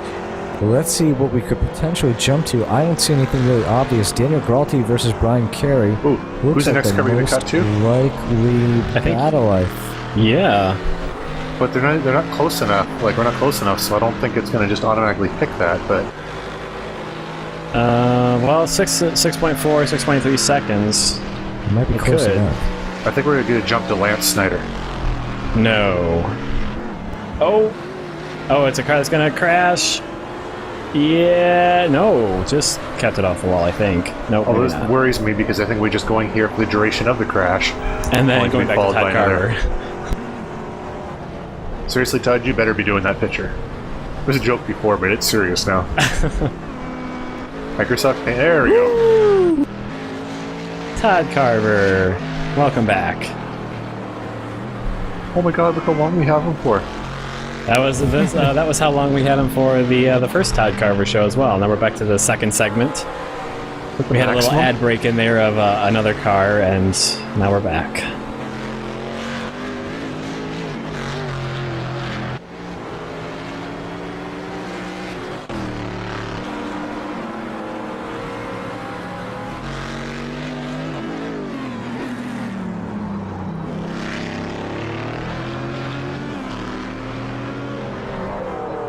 Who are these two people who didn't race at all, I guess?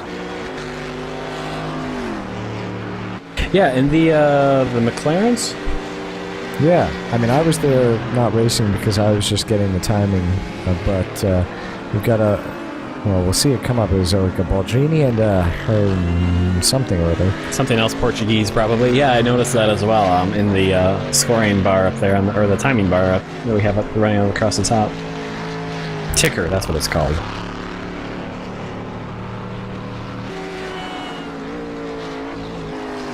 So yeah, I'm not sure the reason for that, but we should have.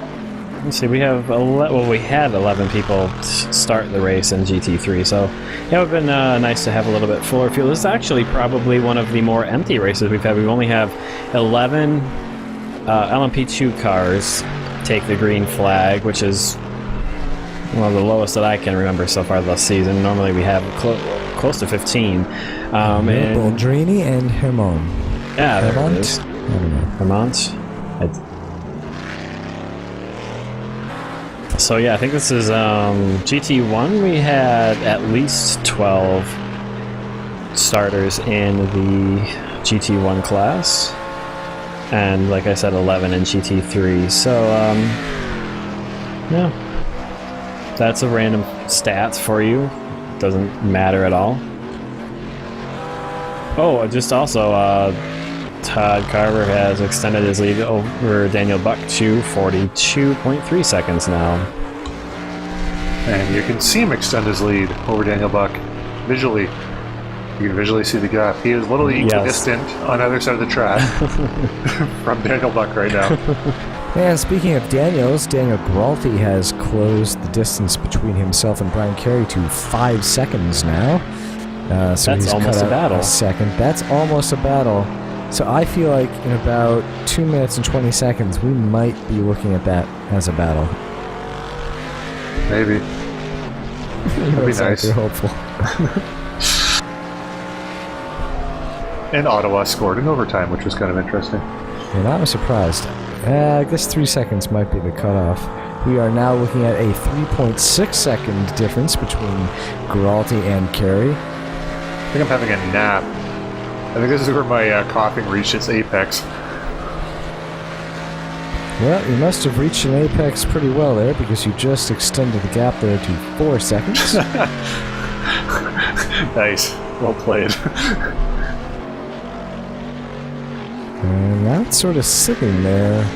Segue of the race. There we go. Brought to you by Z1 Simwheel. We haven't run down the standings. Why don't we run down the standings?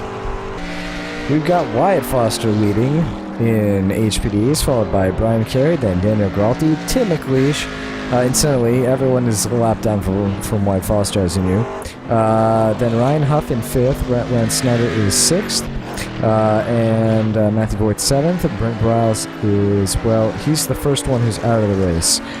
So he's in 8th, and then John Kelly, Jerry Morsdorf, and Victor Beltran all out of the race in their respective positions. And in fact, Brian Carey and Daniel Gralti are all on the same lap together, but Tim McLeish and Ryan Huff and Lance Snyder all on a different lap together. All right, well, let's look at the Corvettes. We've got Todd Carver leading. You can see that. There he goes. I'm pointing at him. Daniel Buck is 42 seconds behind him, followed by Timothy Stoll, 14 seconds back from there. Chuck Chambliss in 4th, 52 seconds from Stoll, and also 1 lap down from Carver. John Koosland, 14 seconds down from Chuck Chambliss. Stephen Clark, 2 laps down, and I'm not sure, is he still in the race? I guess he probably is. Dimas Moran, also 2 laps down. Stephen Gorninga, I hope that's right. Oh, wait, Russell Cow. We're on Russell Cow on board. Whoa. And what? he is racing with Corey Davis. This is a car? I didn't see that one coming because Corey Davis is in the pits. Cow is by. Wow, that's some great racing between Davis and Cow. It's just so good you can almost see it. Oh, we did see it. Oh, and now back to the Todd Carver Show after that short break. only for 30 seconds. What's happening next? Who knows? Let's see. So then we have Cavalli in 9th, Bornberg in 10th. Definitely out of the race, rather, these guys. And Marty Jeffries 11th. Thiago Silveira is 12th. In GT3, James Cullen leading. Chris Dameron Jr. 20 seconds back. Russell Cow in 3rd.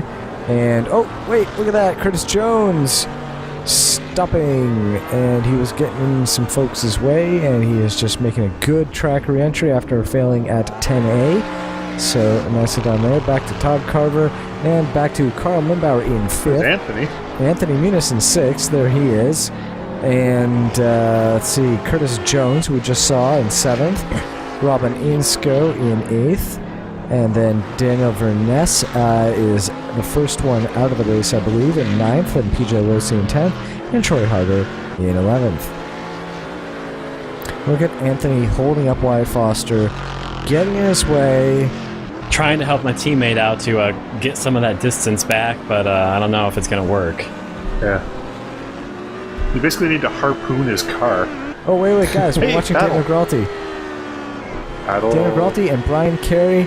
This is some supposedly close racing. They are 2.8 seconds between each other. There you saw Brian Carey just taking turn 1, as looks like James Collins getting a little sideways through 1. And we want to look at Todd Carver. Why is it so obsessed with Todd Carver? I need to... honestly, I mean, the fact is that you could barely even see Brian Carey up ahead when Daniel Gralti was heading down the straight. So that's why it doesn't consider 4 seconds a particularly interesting race, because instead of watching the Todd Carver Show, we'd be watching the guy who isn't leading and is racing on his own for all the distance he's got between him show. So we give the favor to the race leader, the class holder. Just don't know why it's Todd Carver every single time.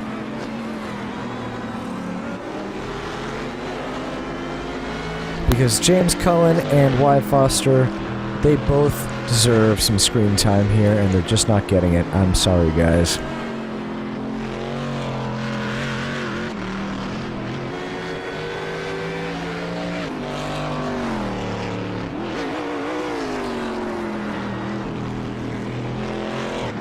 Aggressively downshifting there, and you're not too happy about it. That sounded cool.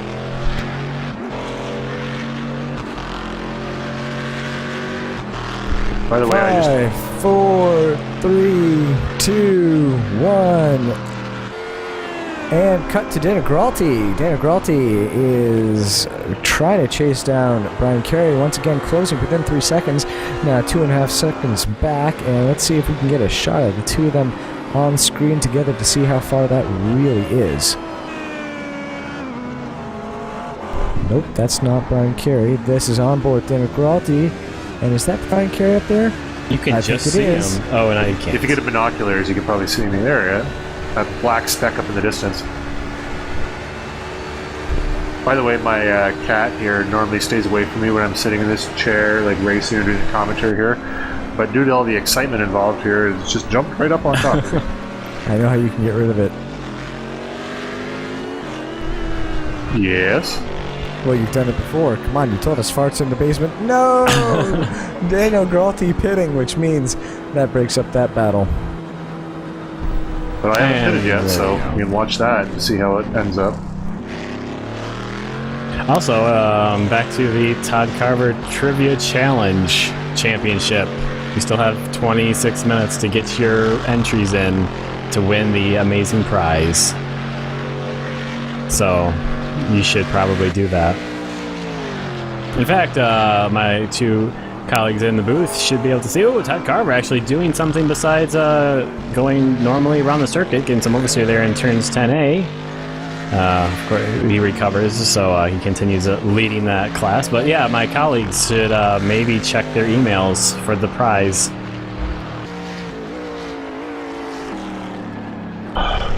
Do do do do do do do do do.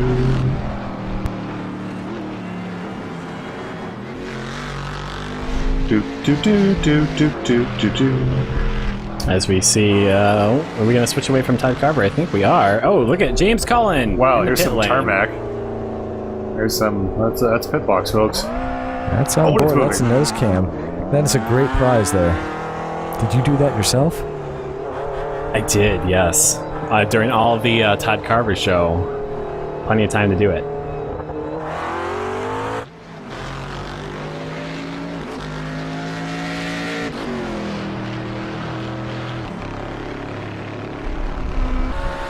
Alright, well, we're just back for another 4 minutes here. If you're thirsty or hungry or just have to go to the bathroom or something, now is a great time to do it. Yeah. Got some knitting that you just haven't gotten around to again?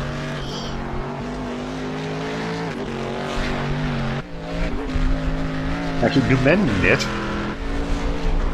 Oh, I'm sure some do. I have a friend who's done a fair share of knitting. Nah, it doesn't seem right.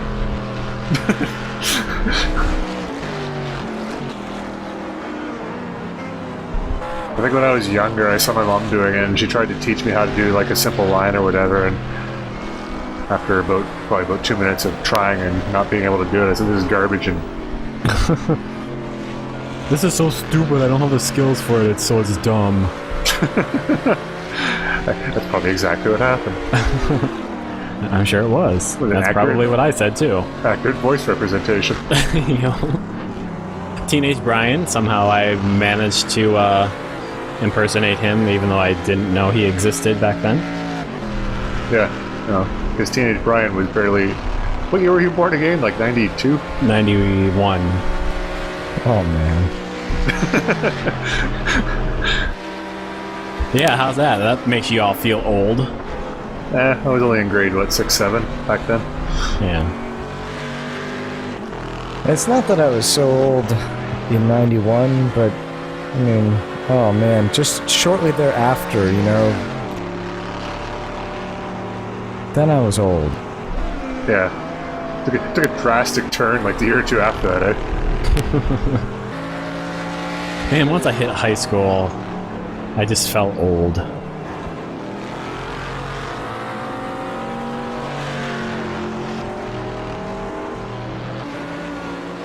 The funny thing is like Anthony probably could just go back, like all the high school teachers he had or whatever. They're mostly probably still there.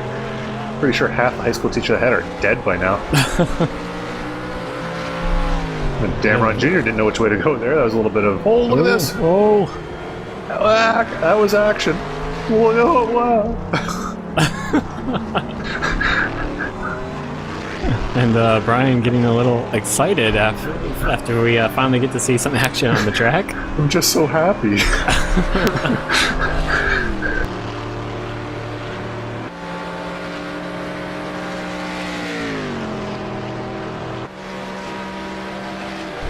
You know what's funny is, aside from realizing, and honestly I didn't realize I was in a battle with Dan until his gap got to about 2.5 seconds. I'm like, holy crap, he's back there.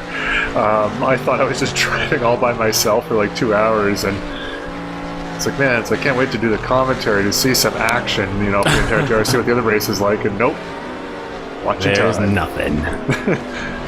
There's Lance. Oh, there's Wyatt Foster. Wyatt Foster out of the pits. He's clearly had damage. He's clearly had problems.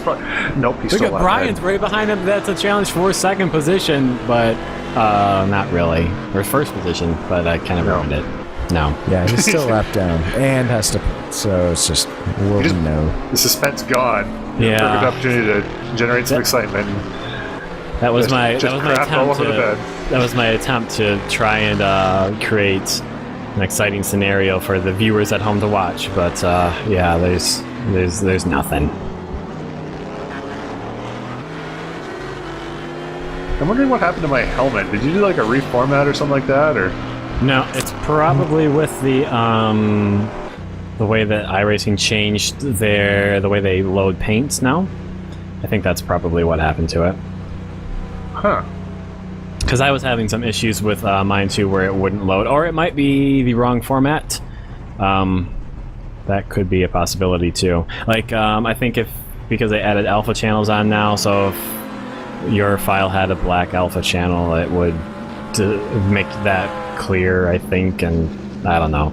There was some weirdness with Helma, so I know that much. Yeah, I mean, I didn't change any files. You know, I haven't deleted anything ever, I don't think. So I just keep loading the paints over what we've got. Yeah. So I certainly haven't replaced the helmets because they're not even part of the standard pack. Okay, well, what's more exciting than Todd Carver driving around the track? Todd Carver sitting in the pits. This is getting cool. Oh, he's moving. That's not. That was a quick one. He did not take tires. He feels confident. Well, this is going to get interesting. Watch this. Oh, I missed it. Or don't. Why not? Why? Why did you switch away from Todd at that moment?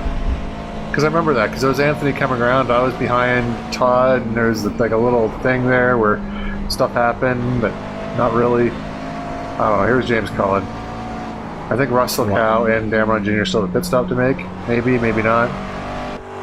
Yes, they do. Oh my God! Look how much we're gonna be watching James for. Ooh, the James Cullen Show, new addition to our nightly lineup. Testing it out to see how the viewership He's rating within is. 3 seconds of Russell Cow, though. There we go. There's Russell Cow. There's James Cullen. Oh, so there's an actual race? What?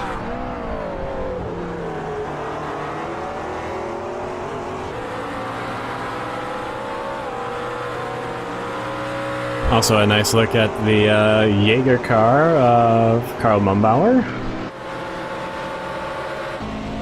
I think he just added that this race, or the race before. So, looks good. I like it.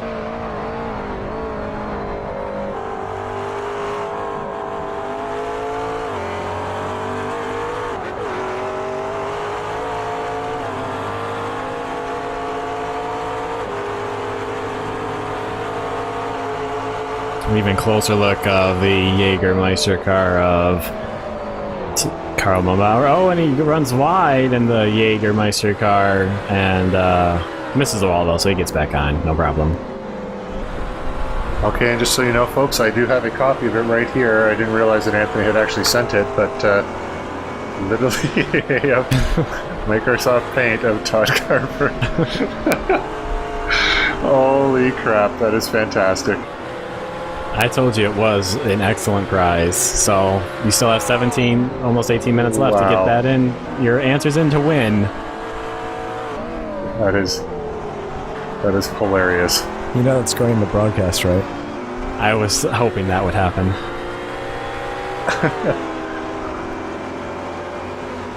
Stay tuned. Pay attention. You'll see the prize. Oh, you can lay it over, like put it overlay there.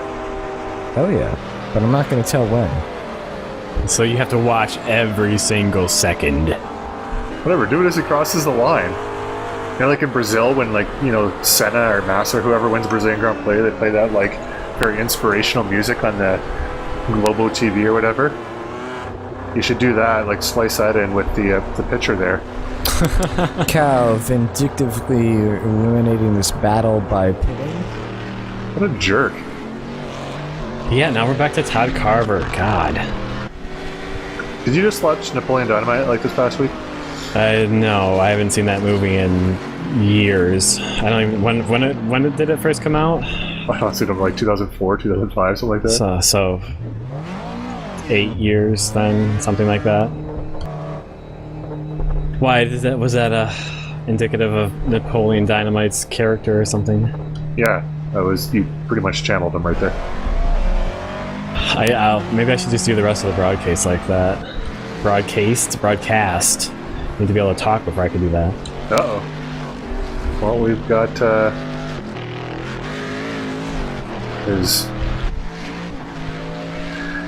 Yep, there we go. Turn 12. Super fast.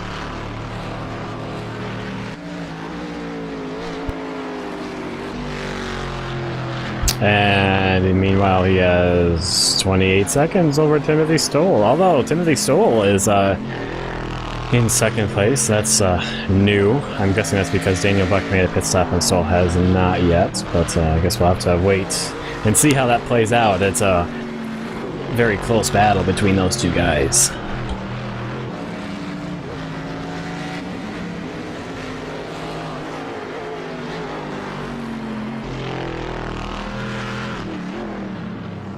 Oh, what is this? Brian Carey 2 laps down to Wyatt Foster?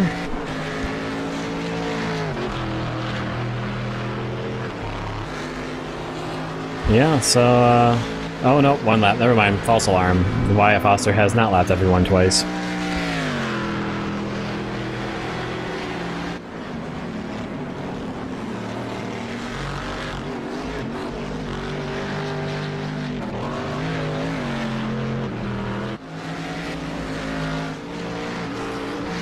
Oh, someone else new. Daniel Buck. He was looking to... Oh, he's pretty hard into the wall there. Looks like the nose of that Corvette is pretty resilient, though. I don't see any damage, so he rejoins after going off at turn 5. But he should be in a battle between himself and Timothy Stoll for second place. Oh, there's some action there. Two leaders nearly crashing each other, sort of.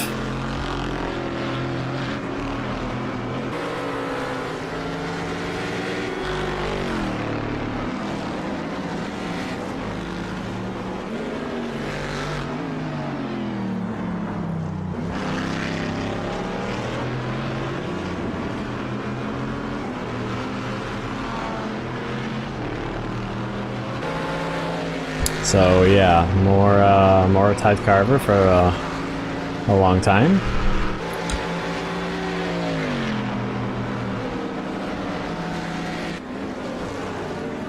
At least there's some more cars on the track now. Like there's Ryan Huff. Hey, how's it going, Ryan? Ryan's running in 5th place right now, so it's not bad there. Stephen Clark, my fellow London, Ontario native, in the 92 red, white, and green car there.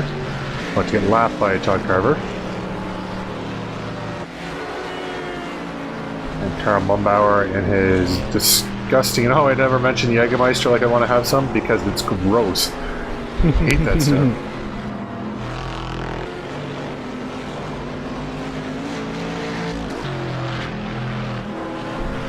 I know my friends like, oh, let's do a Jaeger bomb, and I'd be like, oh god, why? And the next thing you know, there's a Jaeger bomb in your hand, and there's a bunch of people around, you gotta do it, and then you just want to kill yourself afterwards, but then it passes, and time for them to hand you another frickin' Jaeger bomb. So for all of you fans out there, you now learned that Brian easily gives into peer pressure, so if you want to try and use that against him. Yeah, not so much anymore. Once I got past about, like, I don't know, 26, 27, I started just punching people. that's a good way I went to from deal with peer it. pressure to blind rage.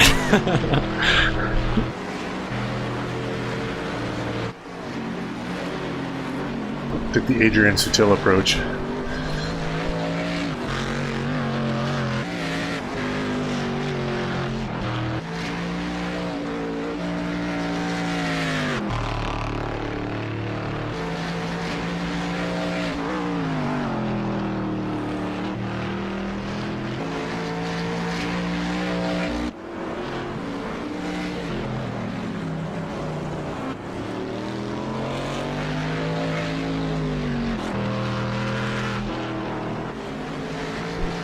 Just realized one of my old racing buddies from karting, and actually originally from back in the Grand Prix 2 days, we had like those leagues where you do a race by yourself and then send your save file into a thing, and then they do the times and then pretend like you're actually racing each other.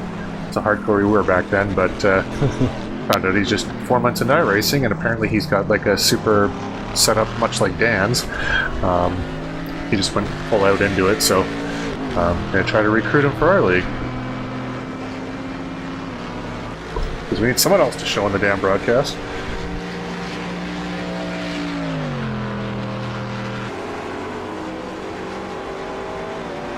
Oh, Chris Damron into the pit lane from first position.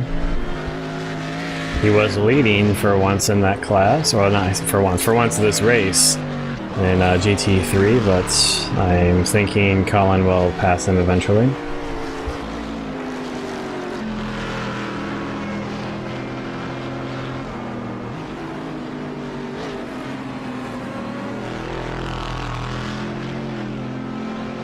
And since we're just talking about random stuff, if you want to see some videos that are similar to the ones that our colleague Dan does, the over-the-shoulder type videos of races, I've put up a few on our team YouTube channel, Kaiser Rens, youtube.com/Kaiser Rensports. There's no fancy motion rig or anything like that, but it is triple screen, and that's about it. So if you want to Also, he wears a hat that, and gloves. I do, yes. I wear a hat, and I have racing gloves that are FIA homologated for some reason. So You put the hat on for racing, or is that just something you just have on anyway? Sometimes it's for racing because I do have longer hair, so I make sure it stays out of my face, and sometimes it's just because I'm wearing it. So yeah, if youtube.com/Kaiser Rensports if you want to see that.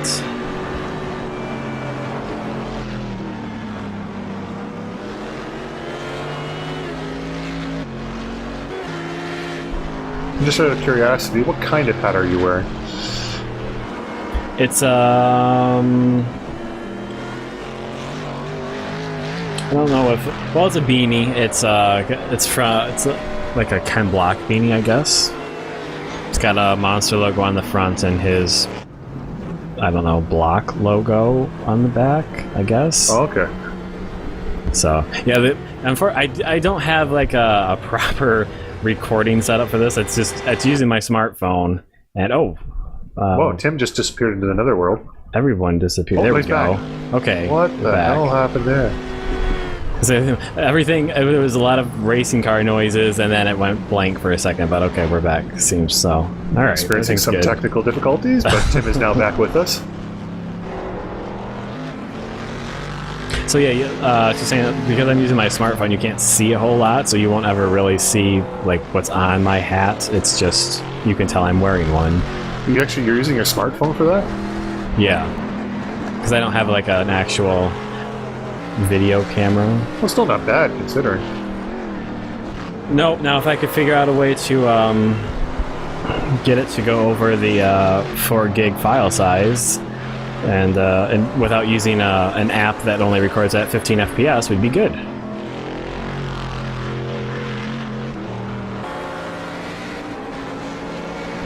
See, I might try doing that at some point too, just because of how hilarious it would be. I've got one screen for iRacing. Your chair would be pretty epic. Yeah, I know, it's so dirty and gross.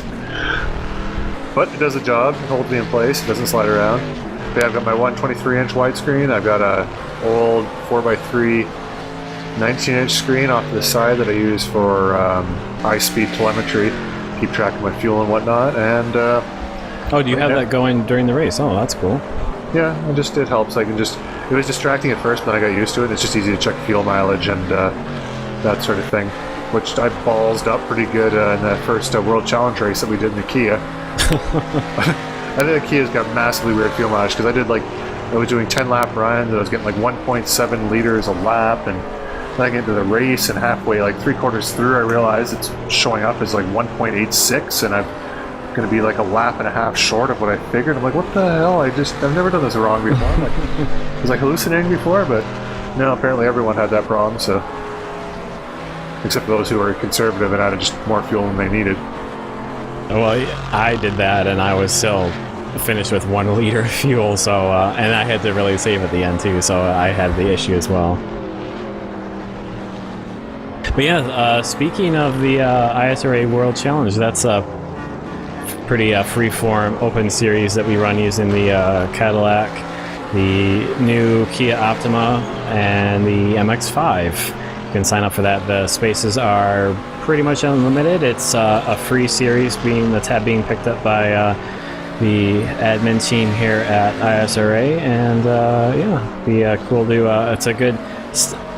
I don't know if they're using it as like a stepping stone for GTC, but if you're new to multi-class racing, it would be a good stepping stone if you eventually would like to get into GTC. So that'd be a pretty good thing to check out. And also, I may or may not be experimenting with the Dan's wonderful broadcast software for those. So those might be a thing later down the line if. Maybe get Brian to come and commentate with me at some point, because I'd be pretty boring by myself. Sure. What am I doing? Stole's off. Something happened. Back to Carver. I'll have to tell you how to make some modifications there, because there are a couple changes you have to make to work with different classes. And to stop them from showing one driver continuously, we're going to see him for the rest of the race. Oh, sweet God. We just, that graphic that you said that you're going to put up, can you just put it up now? And just show it, like, right now? For the last 5 minutes. Bask in the glory of the Todd Carver Prize for the last 5 minutes.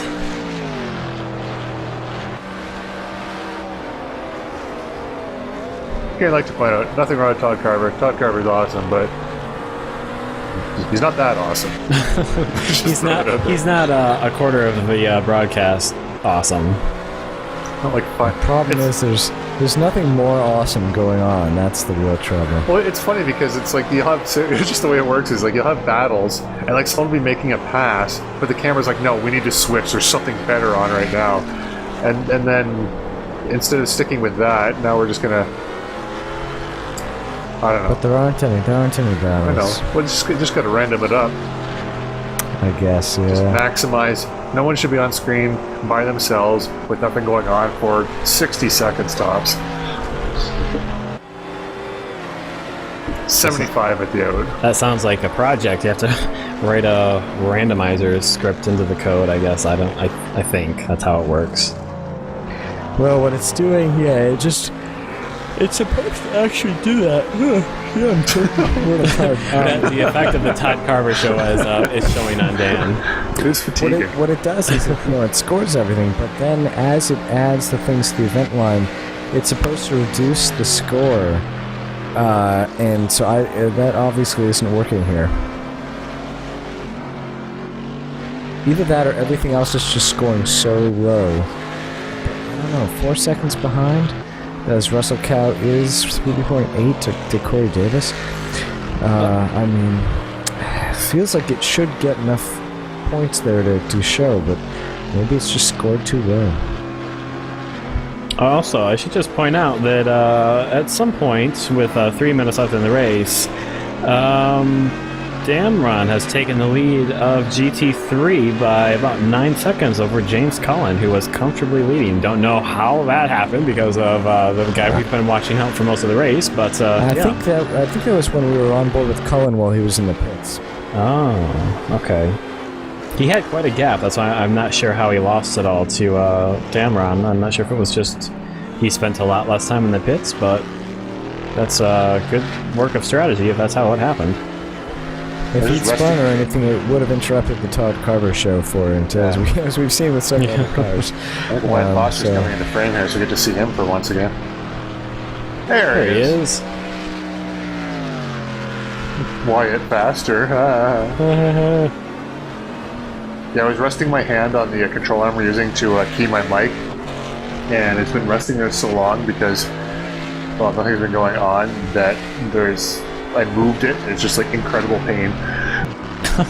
just by sitting there, it's like in an awkward, weird position. So I've got like carpal tunnel hand now. Todd Carver, you might be receiving Brian's medical bill to treat that. No, we're in Canada. No, it's in Canada. Yeah. Oh yeah, I'm good. Yeah, you're fine. Never mind. I mean, it's going to take him 3 weeks to get it treated, but once he does, it's going to be free. But you know what?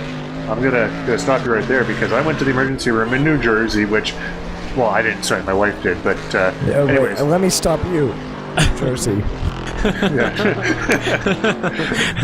Both valid arguments. But anyways, yeah, no, the wait times there were as long, if not longer, than what we get here. I mean, if you want some, sort of crazy experimental surgery, then obviously it's gonna not be available for you right away here, whereas it'll be available for you right away in the United States for just a low price of everything you have plus whatever you're going to earn in the next 10 years. And we'll pay twice what you do, or probably more, for medications, and we'll like it. That's what it sounds capitalism. Like. That's what I always find when I watch that stuff on TV about the healthcare debate when I'm down there, and I honestly, like most people here, we literally just don't get it, because I think people like, their freedom above all else, even if that freedom means they will never possibly be able to make that choice.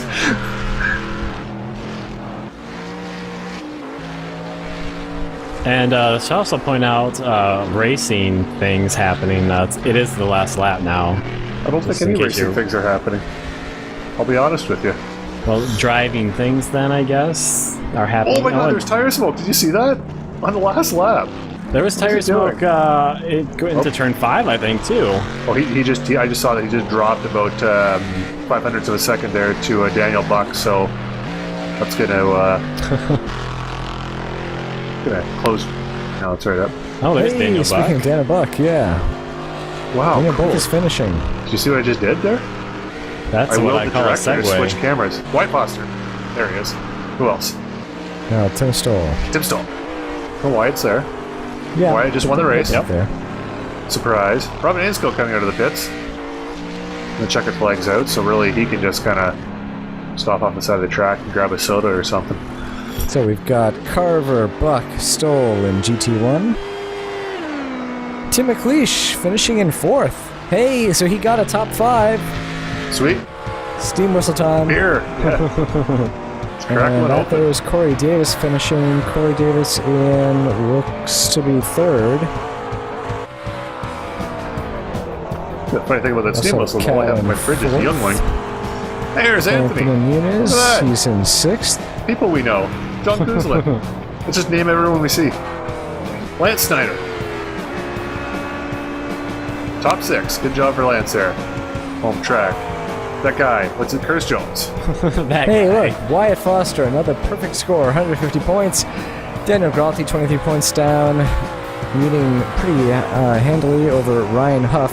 So 2nd and 3rd might be walked up as Brent Biles is 55 points down. So it's 14 points from Ryan Huff. That's pretty safe. Brian Carey, though, could be battling there, just 2 points down from Ryan. All right, Todd Carver, not quite perfect score, but pretty darn good with 144 points. Jeremy Burris and Dimas Moana there in 2nd and 3rd. Could still have something happen in the last 3 races, but we'll have to see. And Warren Bateman, pretty safe there in 4th. James Cullen and Chris Damron Jr. are now tied for the McLaren Championship, the GT3 car, with 141 points. So that's exciting stuff. Russell Cow in 3rd, pretty safely. But Anthony Muniz and Corey Davis tied for 4th. So that's where all the close battling is. Too bad we didn't see any of it for the last 45 minutes of this race. Oh, well. We hope you enjoyed this great background noise for most of the race. Yeah, so we'll be at Watkins Glen, which we were going back to the classic boot configuration of, which we haven't done for a long time. And then on to Brands Hatch, which we did last night. And then finishing off the season at Road America. And then we should tell you that we'll start Season 11 a couple weeks after. That's going to be a 2-class format with the Corvettes and the McLarens. So come on down. You can't sign up yet because we're not done with Season 10 quite yet.